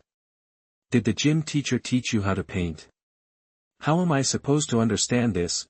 Meanwhile, at the Imperial Army base, Uehara Shiraha shook his head. At first, he'd been pleased. In the original version, Rukia had gotten kicked in the face by Ichigo as soon as she appeared, landing in a ridiculous pose, but this time, Rukia dodged it, which showed his training wasn't a waste, but then he saw her masterpiece and felt deflated.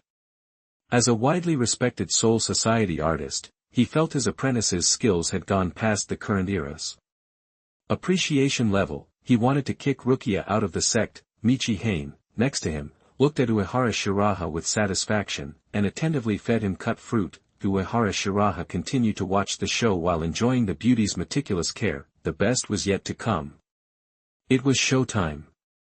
Just as Rukia finished explaining the hollows and soul reapers, Ichigo heard a terrifying roar, a beastly bellow. He jumped. He felt the same bone-deep dread he'd felt during the day. He had a bad feeling. "Didn't you say there was another hollow nearby?" "It's here, go take care of it. I came here tracking its spiritual energy." Then, Rukia's big brown eyes clouded over. "But, for some reason, I haven't been able to sense it. It's like some powerful force is blocking my perception. That feeling is kind of familiar." She'd definitely felt this before, but something felt different. "What are you talking about?" "That hollow is right here, can't you hear that noise?" As the roar got closer, the ground started shaking, and he could hear stuff breaking. Ichigo panicked. "What's wrong with you? Can't you hear that? The monster's right here, do something." "My family's here." His sisters, Yuzu and Karen Kurosaki, and his deadbeat dad, Ishin, lived here, probably nearby. He couldn't help but worry. Rukia snapped to attention, threw open the door, and charged out. The wind whipped her face. She immediately picked up an incredibly strong hollow presence. It was close. There was no way she shouldn't have sensed it before. Something was definitely up with that kid. He seemed to be giving off this weird, powerful spiritual power that was messing with her senses. Just then, 11-year-old Yuzu Kurosaki stumbled towards Ichigo's room. She wasn't very strong spiritually, so she could barely see the outlines of ghosts and hollows. She was in bad shape, and hadn't even noticed Rukia standing there. Something had just attacked her, and Karen had jumped in front to protect her, but Karen had been grabbed by this inexplicable, terrifying monster. Yuzu, in pain, crawled up to the second floor, desperate to find her brother. "Bro, save her." And then, she collapsed, unconscious. Seeing his little sister in such a state, Ichigo felt his blood boil, but he was still tied up, couldn't move. He strained against the restraints, finally snapping them, and burst out of the room. What he saw next made his rage spike. His sister, Karen, was being held in the hand of a towering humanoid monster. The monster wore a white mask and radiated an aura of pure menace. In that instant, Ichigo exploded, breaking free of the binding spell with sheer force. Rukia watched in shock. The binding spells of Soul Reapers were meant to restrain souls, something physical strength alone couldn't break, but there was no time to dwell on it. Saving people was priority number one. She unleashed an attack of intense spiritual energy at the hollow, but the hollow was cunning, using Karen as a shield. Not wanting to hurt the hostage, Rukia was forced to close the distance, fighting hand to hand. She couldn't use her best Kido or her Shirkai. Ichigo, worried about his sister, rushed in to help. But the more he tried, the worse things got. The girl later told him his soul was somehow attracting the hollows. Both the ghost girl and his sister had been targeted because they'd come into contact with him. Ichigo's brain short-circuited, and he had this stupid idea about sacrificing himself to save Karen. His naive move ended up getting the Soul Reaper badly hurt. Desperate, Rukia grabbed her Zanpakuto. "The only way now is to stab you with this sword. It might give you the powers of a Soul Reaper, and you can save your sister, but you might also fail. It's your call." "Is that even a question?" "Give me the damn sword, Soul Reaper," Ichigo said, eyes locked. Rukia Kachiki smiled, recognizing the conviction in his eyes. "I'm not the Soul Reaper, my name is Rukia Kachiki. My name is Ichigo Kurosaki." Ichigo grabbed the Zanpakuto and plunged it into his chest. At that moment, the hollow couldn't wait any longer. An injured Soul Reaper, a tasty human soul. Jackpot. But as the sword pierced Ichigo, a blinding light erupted, immense spiritual pressure exploded outward. The giant, fish-faced, web-footed hollow froze, staggered by the force. When the light faded, the hollow's right arm lay severed on the ground. Ichigo Kurosaki's spirit had left his body, transformed into a soul reaper. He wore the black shihakusho and carried a massive zanpakuto. It looked like a giant, oversized kitchen knife. The blade was razor-sharp, radiating terrifying spiritual power. He sliced the giant hollow like a melon. In 2 or 3 quick strikes, Ichigo had taken it down. Rukia Kuchiki was reeling. I was only going to give him half my power, but this guy took it all. He broke free of my spells with a mortal body, and he can mess with my spiritual senses. Kurosaki Ichigo, who are you? At the Imperial Army base, Uehara Shiraha raised his eyebrows, watching the scene he'd seen a million times before. Here comes the Ichigo Buddha. The guy who's going to slice and dice his way through the whole Bleach universe with his Getsuga Tensho. Rukia Kuchiki's performance could have been better, but Uehara Shiraha knew it wasn't her fault. It was Ichigo's being such a magnet for weirdness. Later, he would go over and teach him a lesson, and no matter how careful Rukia was, it wouldn't have mattered. As soon as Rukia showed up, Ichigo got attacked by a hollow. It was the second time he encountered a hollow in 16 years, that could not be explained by mere coincidence. Uehara Kisuk, Aizen, Hayashibu Ichibai. Uehara Shiraha's observation haki had already sensed the presence of these 3 old silver coins.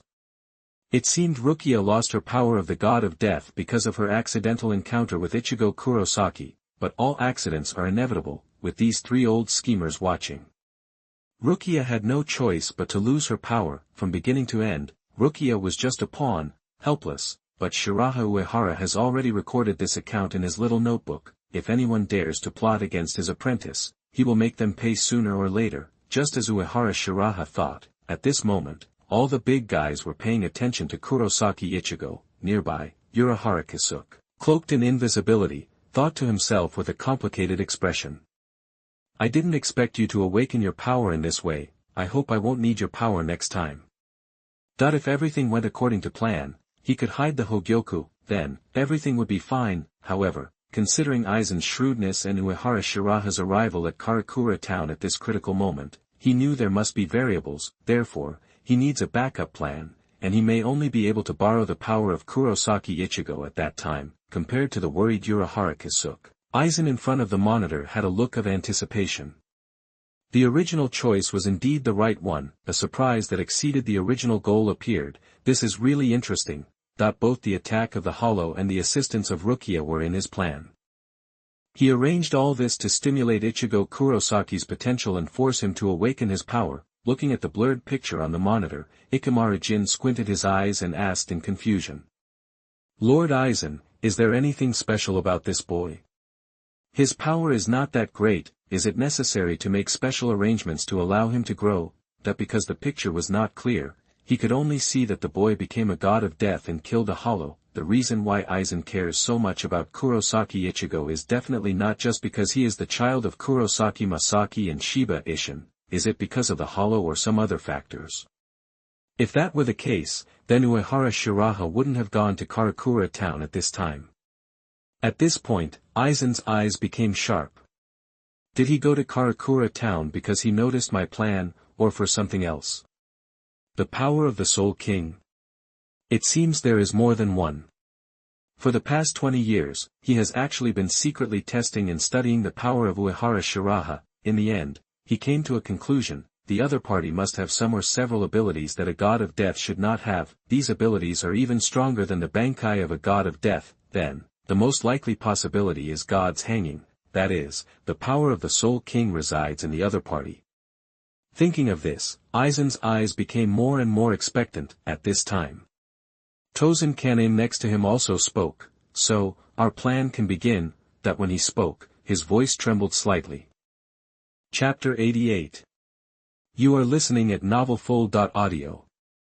He'd waited way too long for this day, paying a price you wouldn't believe, but he wouldn't regret it, not when justice was about to be served. Aizen nodded. We've basically got Uehara Kisuk and Hirako Mako pinned down. They've got nowhere to run. Uehara Kisuk won't just roll over. He's gotta have a plan B. Doesn't matter what he tries, though. Victory's ours.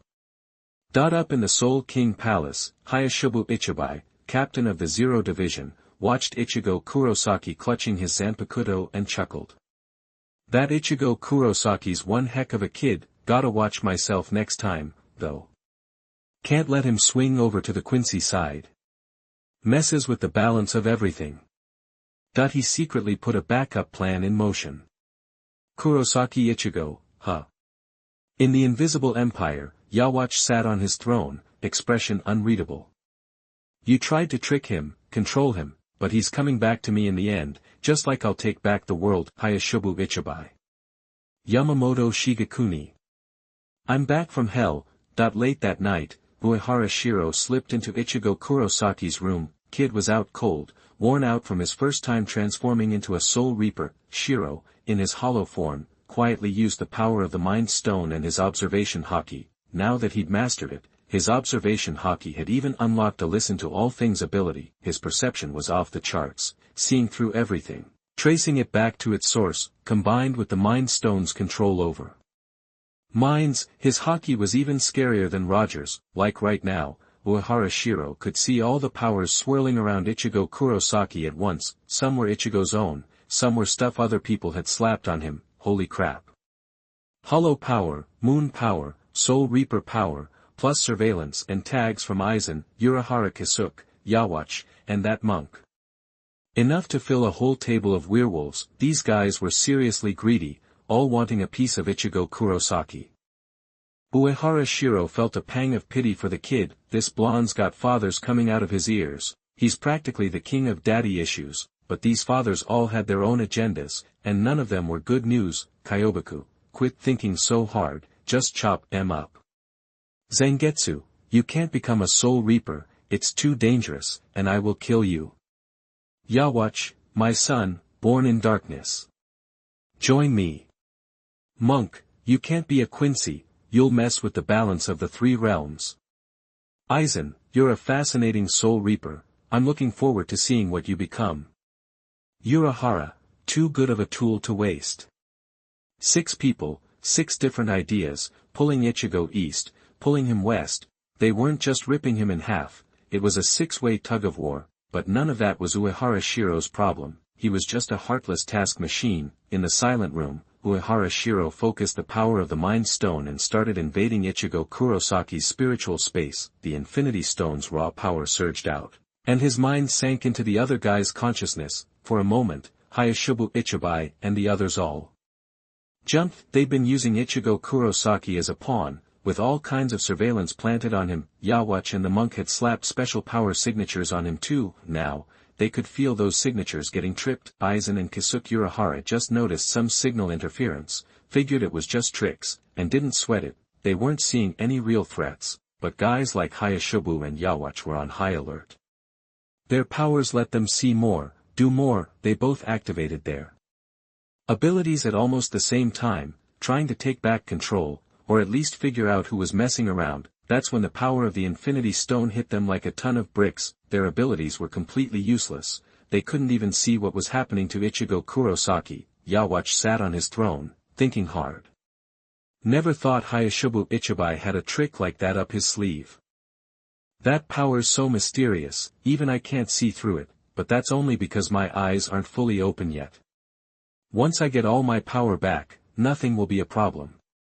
But in his heart, he knew his plan was right. He couldn't rush this if he wanted to completely get rid of Hayashibu Ichibai and Yamamoto Shigekuni. He'd been too impatient 1,000 years ago, and Hayashibu Ichibai had sealed his eyes. He rushed into Soul Society without removing the seal, and Yamamoto Shigekuni beat him down. This time, he'd be patient, and he'd be ruthless.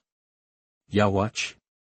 Up in the Soul King Palace, the monk's expression turned serious for the first time. His voice was uncertain. Logically, his eyes and powers should still be sealed. He shouldn't be able to pull off something like this, but thinking it over, the Quincy King was the only one who could. That guy never learns. Guess I gotta get serious this time. The monk tried to break through the invisible force field and mess with Kurosaki Ichigo's consciousness, but it didn't work at all. A complete waste of time. The monk was stumped for the first time, left to just huff and puff. Just then, ripples appeared in a pure white space filled with skyscrapers. As the ripples spread, Ichigo Kurosaki's spiritual space started to break down. A middle-aged man with a scruffy beard, black hair, and sunglasses appeared in the space. He looked almost exactly like Yawatch from 1,000 years ago.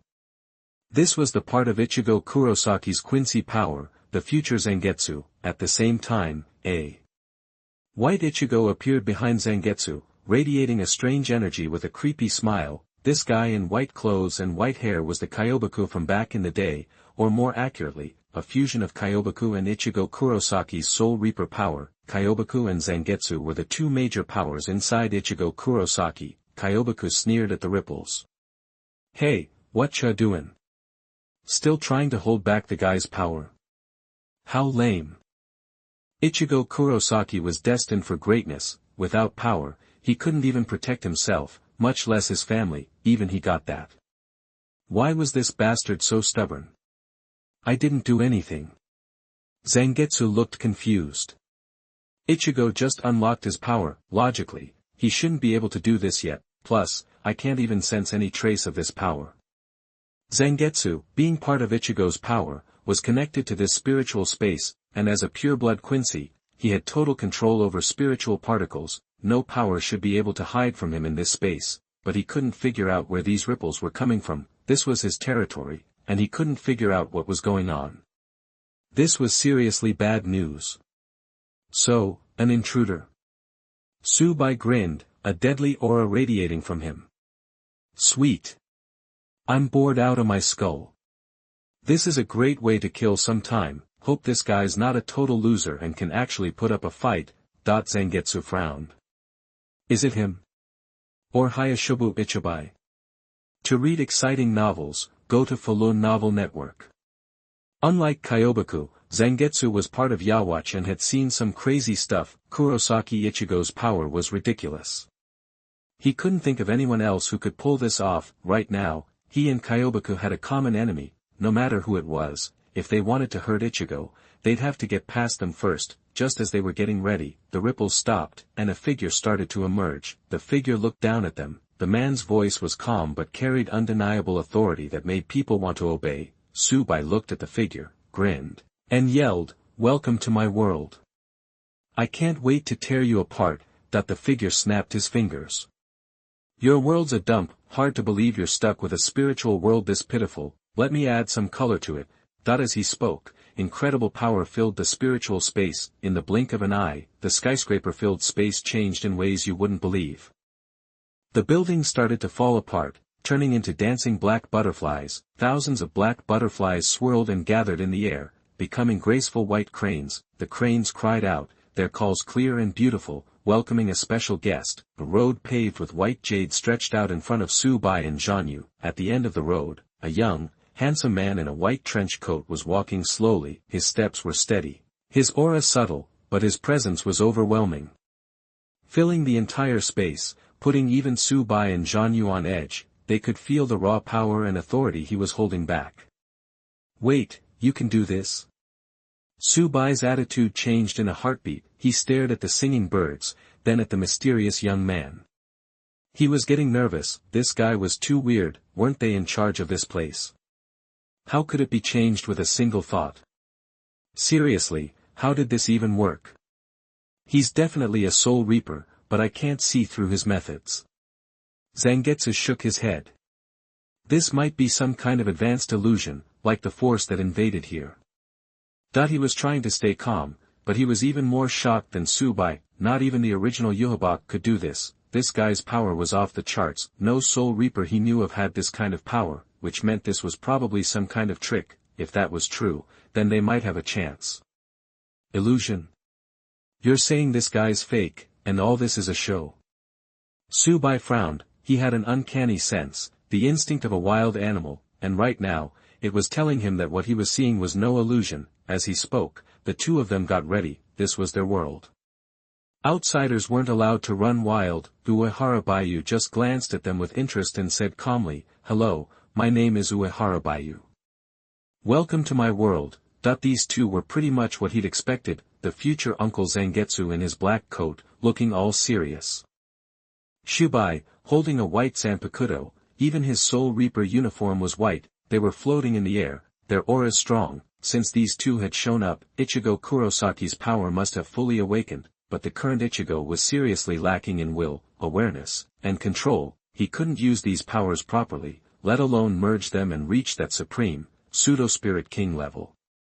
Kurosaki Ichigo had the power, but he didn't know how to use it. Hearing Uehara Baiyu, Shubai stepped forward and sneered, "Your world. You're messin' with me. That's hilarious." Die. He unleashed his spiritual pressure and swung his Zanpakuto at Uehara Hakuha. His spiritual pressure was violent, almost inhuman, like a dark cloud.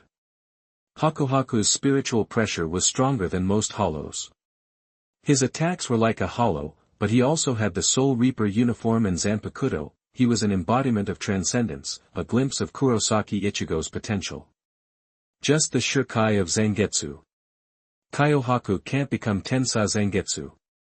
Watching Kyohaku attack, Uehara Shiraha felt disappointed. Kyohaku was the Soul Reaper version of Kurosaki Ichigo's power. Kyohaku would have to reach his corresponding stage when Kurosaki Ichigo mastered Shirkai and Bankai. Zangetsu's Bankai form, Tensa Zangetsu, was named after the chain wrapped around the hilt. It was a decoration in Kurosaki Ichigo's hands, but in Kyohaku's, the chain was a weapon, a spinning windmill that could strike at any range. Spinning Tensa Zangetsu was wicked awesome. No matter what, too bad Kurosaki Ichigo was too dense to figure it out. Zangetsu didn't attack, he was focusing, using the power of the Quincy to analyze Uehara Shiraha. They had to understand him to win, otherwise, if he could change the space at will, they had no chance. He was carefully watching and analyzing Uehara Shiraha's power, but the fight was over faster than he thought. Uehara Shiraha kicked out when Kyobaku went for the throat, 10,000 miles sky-high kick. The mind gem gave him unimaginable power, combined with his own strength. He could unleash some terrifying attacks. An enormous foot materialized out of thin air and kicked Tsubai away. Tsubai was strong, stronger than most captains, but he was helpless against that foot, getting kicked away like an insect. Tsubai was sent flying by the force of the hurricane brought on by the foot. They weren't even in the same league. Tsubai stabilized himself by gathering a large amount of hollow power. He glared at Uehara Baiyu and said to Zhanyu, "This is not an illusion. If I didn't have super speed regeneration, I'd be dead. You better figure this out." He would never ask this guy for help if he could help it, but this enemy was a monster. This force. Zangetsu was speechless. The fight was over in a flash. What was he supposed to see? Chapter 89. You are listening at novelfull.audio. He hadn't expected the Shinigami to be so powerful, able to unleash such terrifying moves with a mere wave of his hand. Just as Zangetsu hesitated to act, Uehara Hakuha struck, yelling 10,000 miles sky-reaching fist. A massive, energy-based fist erupted from his fist, instantly blasting Zangetsu away, even with a hastily activated blood static suit for defense. Zangetsu couldn't withstand the immense force. With a single punch, Uehara Hakuha had dealt with a combatant on par with 2,000-year-old captains. His raw powers shocked both Kyuha and Zangetsu. Back in the spiritual space, Uehara Hakuha surveyed the two core powers of Kurosaki Ichigo and shook his head. Kurosaki Ichigo wasn't just a mashup of a Foolbringer, a Quincy, a Shinigami, and a Hollow. The power he wielded was top tier.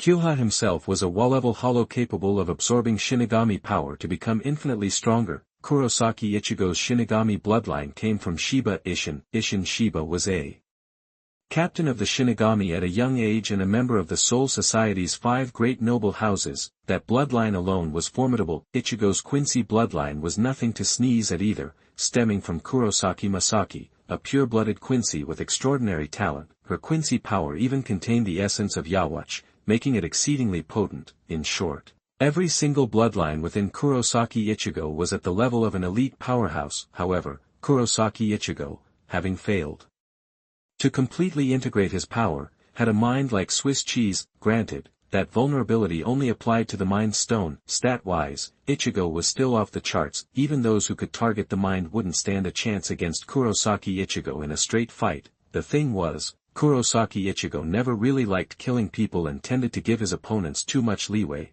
leading to several defeats. The Carpet Ichigo incident being the most memorable. After easily dispatching Hollow and Zangetsu, Uehara Hakuha didn't press his advantage. He intended to utterly dominate them on their own turf, until they were forced to admit defeat. That's what he called conquest. What is that power? Zangetsu stood up again, visibly confused. Uehara Hakuha's attack hadn't been Kido, Zanpakuto power, Fullbring, or even Quincy-based. It vaguely resembled the Soul King's power, but something was off. For the moment, he couldn't make heads or tails of it, leaving him without any way to retaliate. I knew you were useless. Tsubai, regrouping, didn't care about the details. He decided to charge straight in. If he couldn't finish him in one shot, he'd just keep hacking. As long as he could kill this guy, he didn't care what kind of weird abilities he had. His blade flashed, and Tsubai unleashed an incredibly powerful slash. Facing the deadly strike, Uehara Hakuha neither dodged nor evaded, but simply gazed at Tsubai with the dispassionate eyes of a god. His gaze held pity, contempt, and unwavering calm, seeing Uehara Hakuha's expression. Tsubai lost it. The nerve of this guy, looking down on him. Fueled by rage, he erupted with even greater power, his blade's intensity increasing even further. This sharp blade, which even captains would struggle to avoid, was supremely powerful. Tsubai grinned, a bloodthirsty expression on his face, but his would-be decisive strike missed entirely. The blade flashed, yet Uehara Hakuho remained untouched, unscathed. The blade passed right through him without even ruffling his clothes. Impossible. Tsubai's grin froze, replaced with utter bewilderment. He dodged that. What the heck did this guy do? After a moment of stunned hesitation, he quickly recovered, lunged forward, and slashed again, but his blade once again bypassed Uehara Hakuha's body, cutting through empty air. You bastard, what did you do to me? Tsubai roared, his face flushed with frustration. He missed a standing target twice. That was pathetic, but he knew perfectly well that this wasn't his true skill level. He wasn't like this back when he was a hollow. This guy had to be doing something. Damn it. Uehara Hakuha punched the bewildered Tsubai away, saying, I didn't do anything, just stop trying to hit me. Maybe you're subconsciously scared of me, so you're missing on purpose. Could that be it? No way. Zangetsu's expression changed as he picked up on the clue. Without hesitation, he activated his Quincy powers. A massive spirit bow and arrow materialized out of thin air in his right hand, the signature weapon of a Quincy. He drew back the bowstring and fired an arrow of pure light at Uehara Hakuha. The blinding light illuminated the spiritual space, suffusing it with a divine aura. The air seemed to reverberate with an epic chant surrounding the massive arrow, facing the incoming sacred arrow of destruction. Uehara Hakuha remained motionless, as if he didn't take Zangetsu's attack seriously in the slightest. He didn't even acknowledge Tsubai and Zangetsu as an equal. My sacred arrow of destruction isn't something you can just block. Zangetsu's arrow was no joke. A direct hit could take down even a high-ranking captain. Tsubai, still reeling from his earlier knockdown, grinned, a satisfied and vicious expression on his face. Quincy light arrows had the power to obliterate souls. Even a top-tier hollow like himself wouldn't dare to take such an attack head-on, let alone a mere Shinigami. No matter what strange abilities Uehara Hakuha had, there was no way he could block this arrow unscathed. Uehara Hakuha didn't block the arrow, because he didn't need to. In a flash, the huge arrow flew past his body and harmlessly into the air. No. How can you be so strong? Tsubai stared at Jianyu in disbelief, on the verge of yelling, there's a traitor among us. He conveniently forgot how he'd been repeatedly trounced by Uehara Hakuha just moments before. It is like that. Zangetsu was shocked. The arrow should have hit its target. After a strike like that, the Shinigami would undoubtedly be injured. Yet, despite the opponent taking no evasive action, the arrow had simply missed. There was only one possible explanation. When he released the arrow, he'd subconsciously altered its trajectory. Thus, the giant spirit arrow struck empty air. What a terrifying ability!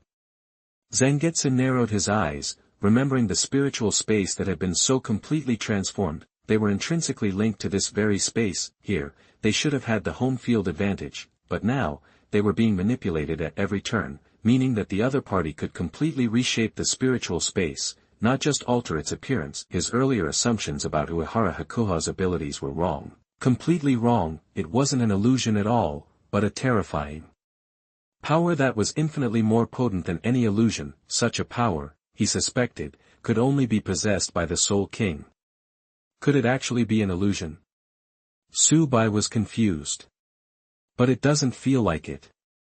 It's infuriating, though he wanted to tear Uehara Hakuha to shreds, he'd learned his lesson this time. If he couldn't break through the opponent's ability, he'd be exhausted and unable to land a single hit. The enemy before him was truly overwhelming, so, he turned his attention to Zangetsu. Hey, did you figure anything out?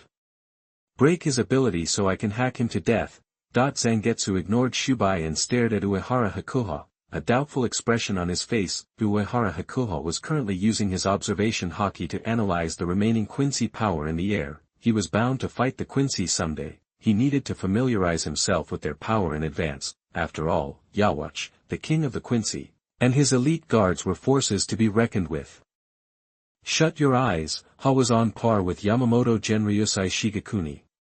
Kayana instantly killed the monk. As for the Spirit King Ha that absorbed the remains of the Spirit King, its strength was explosive and practically on the Spirit King level. The whole Quincy system was also pretty interesting. Even ordinary Quincy, just by awakening the holy word, could become captain-level masters, surpassing the accumulation of hundreds of years of Shinigami training.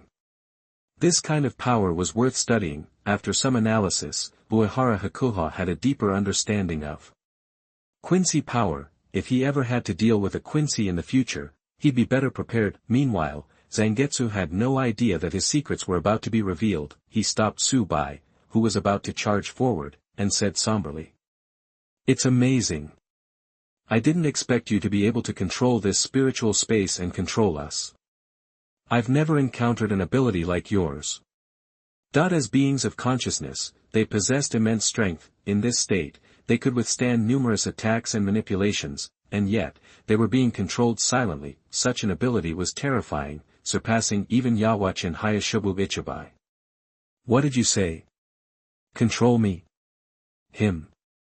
Subai's expression turned even more feral, filled with disbelief, but deep down, he was starting to panic. It seemed it was true. If it wasn't an illusion, then the other guy really could control this entire space, which meant he could control them. That explained their failed attacks, turning them into clowns. But even if that was the case, how could they break free? For a moment, the fearless Subai felt a surge of despair. That's so cheap. With an ability like that, you can just beat us down like we're your sons. Seeing that Uehara Hakuha still looked unconcerned, Zhanyu attempted to reason with him by appealing to his emotions. As far as I know, today is the first day that Ichigo awakened his powers. You shouldn't have any reason to be our enemy. Moreover, Ichigo is now aligned with the Shinigami. Generally, he wouldn't give in unless he was utterly defeated. Subai gritted his teeth, his eyes bloodshot, but he stood still. Nonetheless, Uehara Hakuho raised an eyebrow. Don't get me wrong.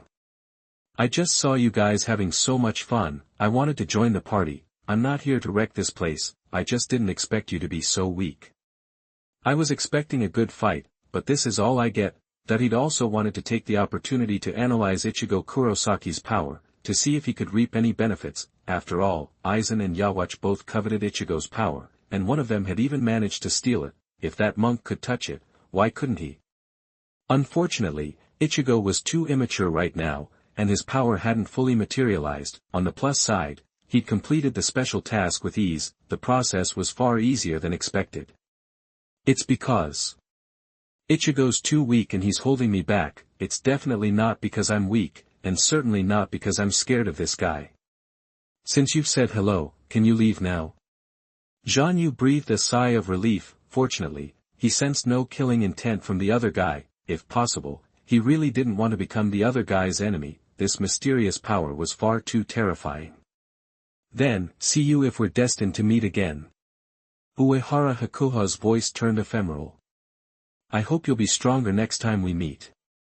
His figure suddenly vanished, the white cranes and the jade path disappeared with him. The spiritual space slowly reverted to its original state of towering buildings. Looking in the direction of the other guy's departure, Zangetsu muttered, if possible, it'd be best if we never see each other again.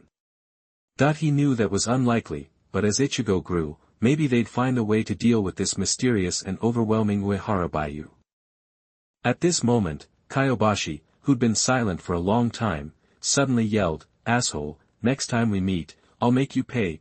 He just perfectly demonstrated what big talk in the early stage, nonsense in the middle stage, and silence in the later stage meant.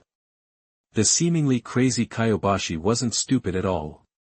He knew who to pick on and who to avoid. Zangetsu said calmly, if we can't crack that ability, we don't stand a chance, unless Ichigo can perfectly control his own power.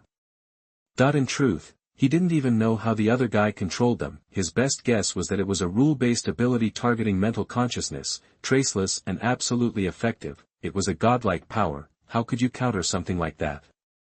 Kyobashi fell silent again, clenching his fists. WDNMD. Just as Uehara Hakuha's consciousness returned to his body, the system notification chimed, ding. Congratulations to the host for completing the special mission, 14, three-way talks, subdue the protagonist, and receive the EX ability, Infinite Sword Works. EX ability. Woo, here we go. This reward is worth 20 years of hard work. Can anyone stop it? A line echoed in Uehara Hakuha's mind, from now on, I will stand in the sky. The SR level mind gem had already crushed Tsubai and Zangetsu. This EX level ability was going to be insane. He eagerly read the introduction for Infinite Sword Works, Unlimited Blade Works, Level, EX, Proficiency, Beginner, Type, Inherent Barrier, Ability, copy any weapon you have seen or used into the world of Unlimited Blade Works. Expand the mental world to trap the enemy. Project the copied weapons into reality. As an EX level ability, it can copy most artifacts. The copies possess the same abilities as the originals. Introduction. 1. This ability originates from the Fate universe. The protagonist Shiro Amiya became an immortal heroic spirit with a mortal body using unlimited blade works. 2. Obtained upon completing, Special Mission 14, three-way talks, subdue the protagonist. 3. I am the bone of my sword, steel is my body, and fire is my blood. I have created over 1,000 blades, unknown to death, nor known to life. Have withstood pain to create many weapons, yet those hands will never hold anything. So, as I pray, unlimited blade works. Powerful. It was worthy of being an EX level ability. The effects were unbelievable. While Uehara Shiraha's unlimited blade works was the same ability as Shiro Amiya's, his ability level was higher. His unlimited blade works could dominate Coyote and Golden Flash. In the world of Bleach, unlimited blade works was basically God.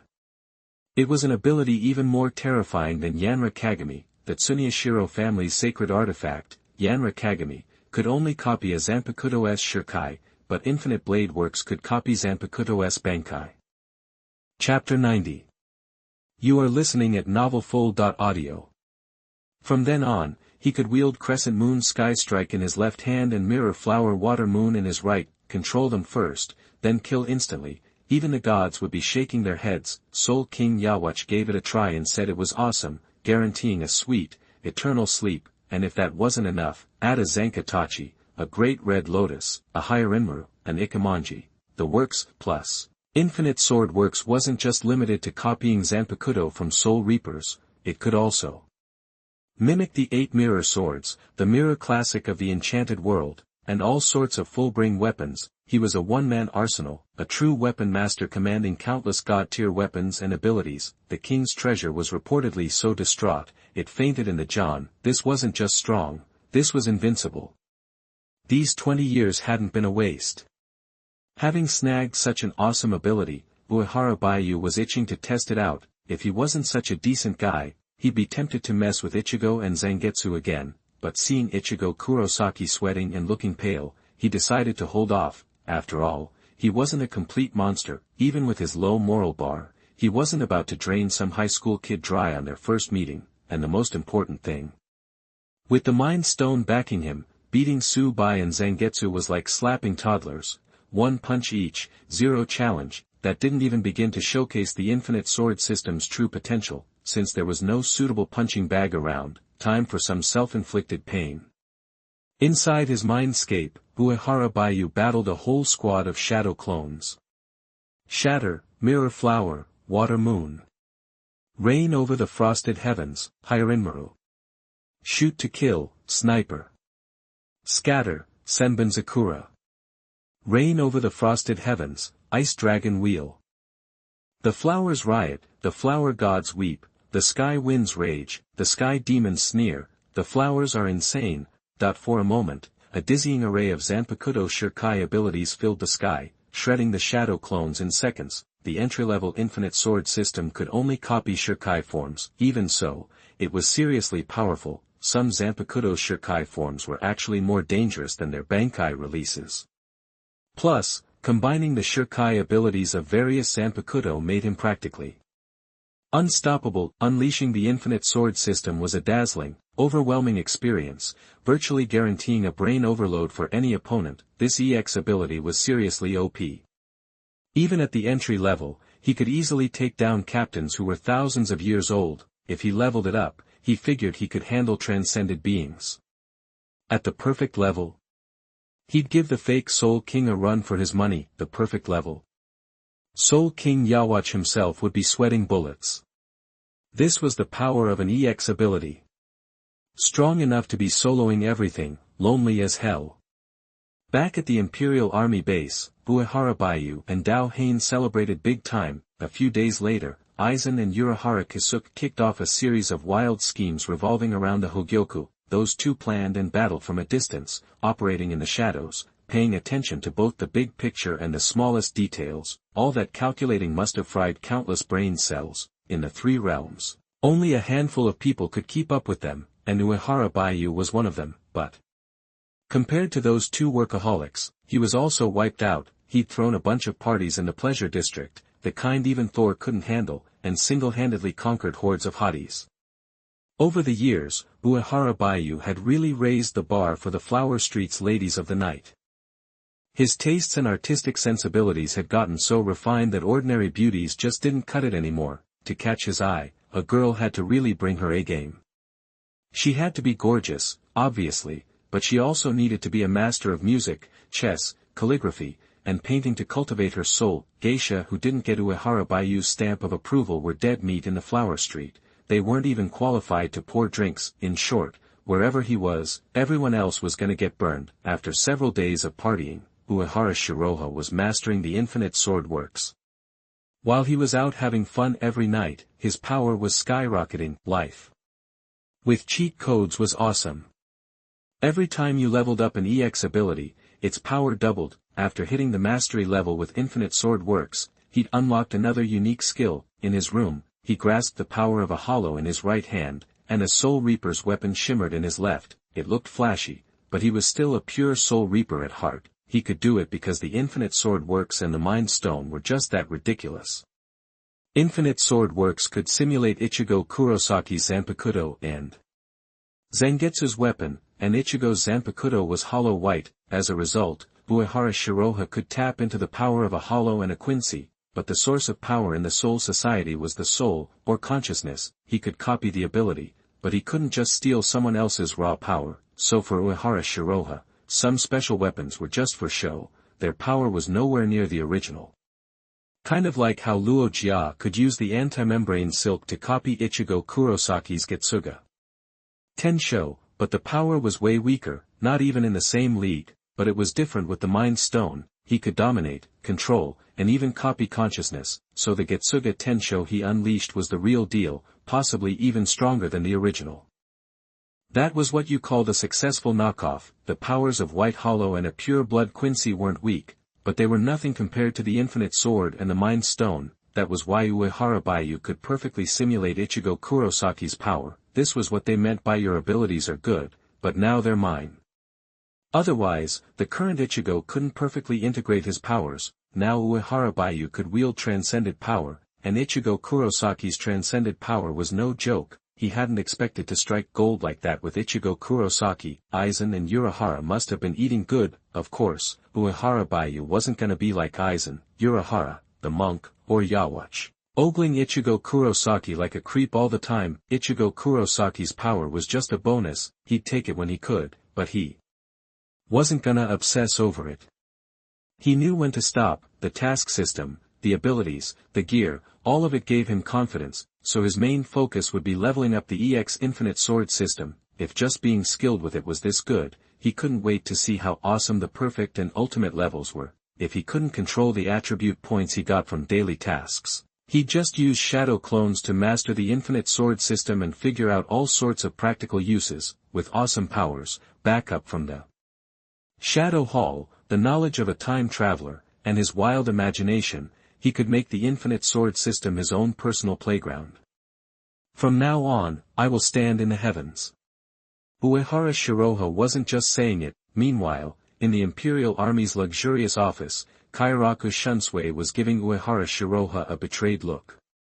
I feel like Captain Commander Yamamoto has changed. To use your words, I'm no longer his prettiest girl. Why am I always the one who gets chewed out? Lately, he and Shiraha Uehara had been tearing up the red light district together, unstoppable. They were living the good life, but they were also blowing cash like crazy. Shiraha Uehara was famous for his over-the-top spending. He always bought the most expensive things, not necessarily the best, and he was basically setting money on fire. The problem was, all the bills were going to the 1st Division or the 8th Division. Every time Captain Commander Yamamoto saw the astronomical bills, he'd blow a gasket and give Kairaku Shunsui an earful. It was public money either way, and Kairaku Shunsui was only spending a little, but he was catching all the heat. Was that fair? That's what they call, with great power comes great responsibility. Who else but you can get that kind of cash from the old man? Everyone in the Soul Society knows that you're a generous and loyal brother, Captain Kairaku. You're cool and understanding. Uehara Shiraha gave Kairaku Shunsui a thumbs up. Of course, he wasn't gonna admit that Kairaku Shunsui was the fall guy, and that the Godai 13, the nobles, and the Pleasure District were all big enemies. Everyone else went to the Red Light District to spend their hard-earned money, but real money could never buy those courtesans' smiles. Uehara Shiraha was spending other asterisk people's money, with the Godai 13 and the nobles footing the bill. He just had to snap his fingers, and those typically reserved courtesans would greet him with open arms. After that, the Red Light District would shower him with kickbacks and advertising fees, so Uehara Shiraha could make money while he partied. The more he spent, the more he made. He could never run out. Well, I am a little older than you, so I guess it's understandable that I should take on more responsibility, Kairaku Shunsui said with a smile.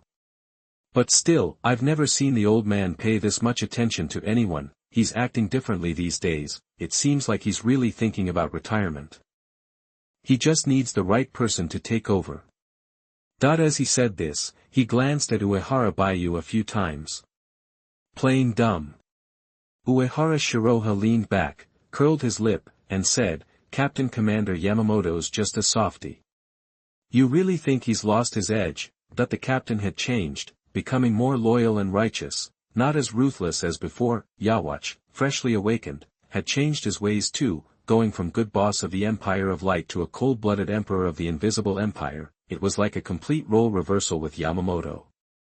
They'd both become the thing they hated the most, but even so, nobody was ready to mess with Ryujin Jaka. Old man Yama was still the pillar of the Soul Society, and it wasn't time for him to hang it up. Kairaku Shunsui was hinting he should take over the position of captain, unless the nobles were all dead. Uehara Shiraha had zero interest in that job, captain commander of the Godai 13.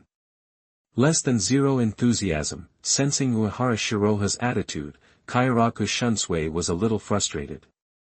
It's a shame you don't want to be captain. No one's more qualified than you are. Not me, not anyone. Starting from scratch, Uehara Shiraha had built the Imperial Army into the powerhouse it was today. Kairaku Shunsui was in awe of his abilities. He was ready to help Uehara Shiraha in the future, but he hadn't realized how much he looked down on the position. Yeah, well, hard pass. Uehara Shiraha took a sip from his wine glass. Actually, you probably had another reason for coming by today, right? Old man Yamamoto was still a beast in battle, and Kairaku Shunsui had no reason to be anxious. Otherwise, you'd think he was planning to overthrow the government. It seemed that Captain Kairaku Shunsui of the 8th Division had picked up on something, just like you'd expect from a crafty old coot. Kairaku Shunsui sighed. Brother Bayu, you know, I've always suspected that someone's secretly plotting against the Godai 13, trying to screw us over. The holification incident was just part of the plan.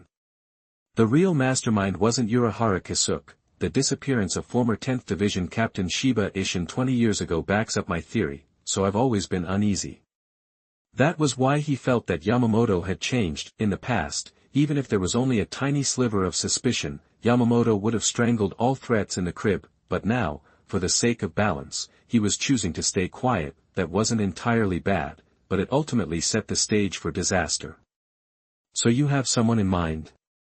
Uehara Shiraha heard what Kyoraku Shunsui wasn't saying. He knew what Kyoraku Shunsui was thinking, and even who he suspected, but Kyoraku Shunsui was right about one thing: if it had been the old Yamamoto Genryosai Shigekuni, he wouldn't care whether you were innocent or not, he'd just unleash hell on you, not like now, where it was obvious he knew something was up. But he was still emphasizing stability and trying to smooth things over. Uehara Shiraha strongly suspected that the old man was so lenient with him because he was doing the things Yamamoto wanted to do but couldn't, like punishing the corrupt nobles. Kyoraku Shunsui nodded.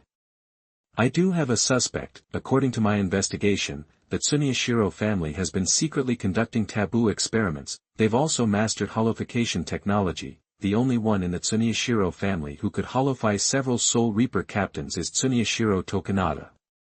Over the years, he'd been fighting the Tsuneyashiro family because he couldn't stand what they were doing, and Tsuneyashiro Tokunada was just a menace, a crazy lunatic. That's a reasonable guess, but I thought Tsuneyashiro Tokunada was locked up. He shouldn't be a threat, right? Uehara Shiraha pondered for a moment and said, Tsuneyashiro Tokunada was still working hard for the Imperial Army with dark circles under his eyes. Of course, he wasn't a threat. He was practically the Imperial Army's employee of the month, working overtime for money, a top-notch drone, but he'd been exploited enough, so it was time to retire him. It was a good opportunity for him to burn out and contribute his last ounce of energy, a perfect ending, worth celebrating. He's been able to move around freely for a while, but he can't appear in public. Kyoraku Shunsui sounded worried. And soon, he'll be released from prison, then that bastard will be completely free. I'm worried that his conspiracy will get worse. You need to be careful. You've always rejected offers from the Tsuneyashiro family, so they don't like you. The Tsuneyashiro family basically controls the 46 chambers now and can use justice to come after you. Those corrupt rules are a cancer.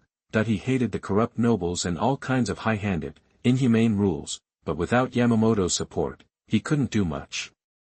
It's okay. Rules are dead, people are alive.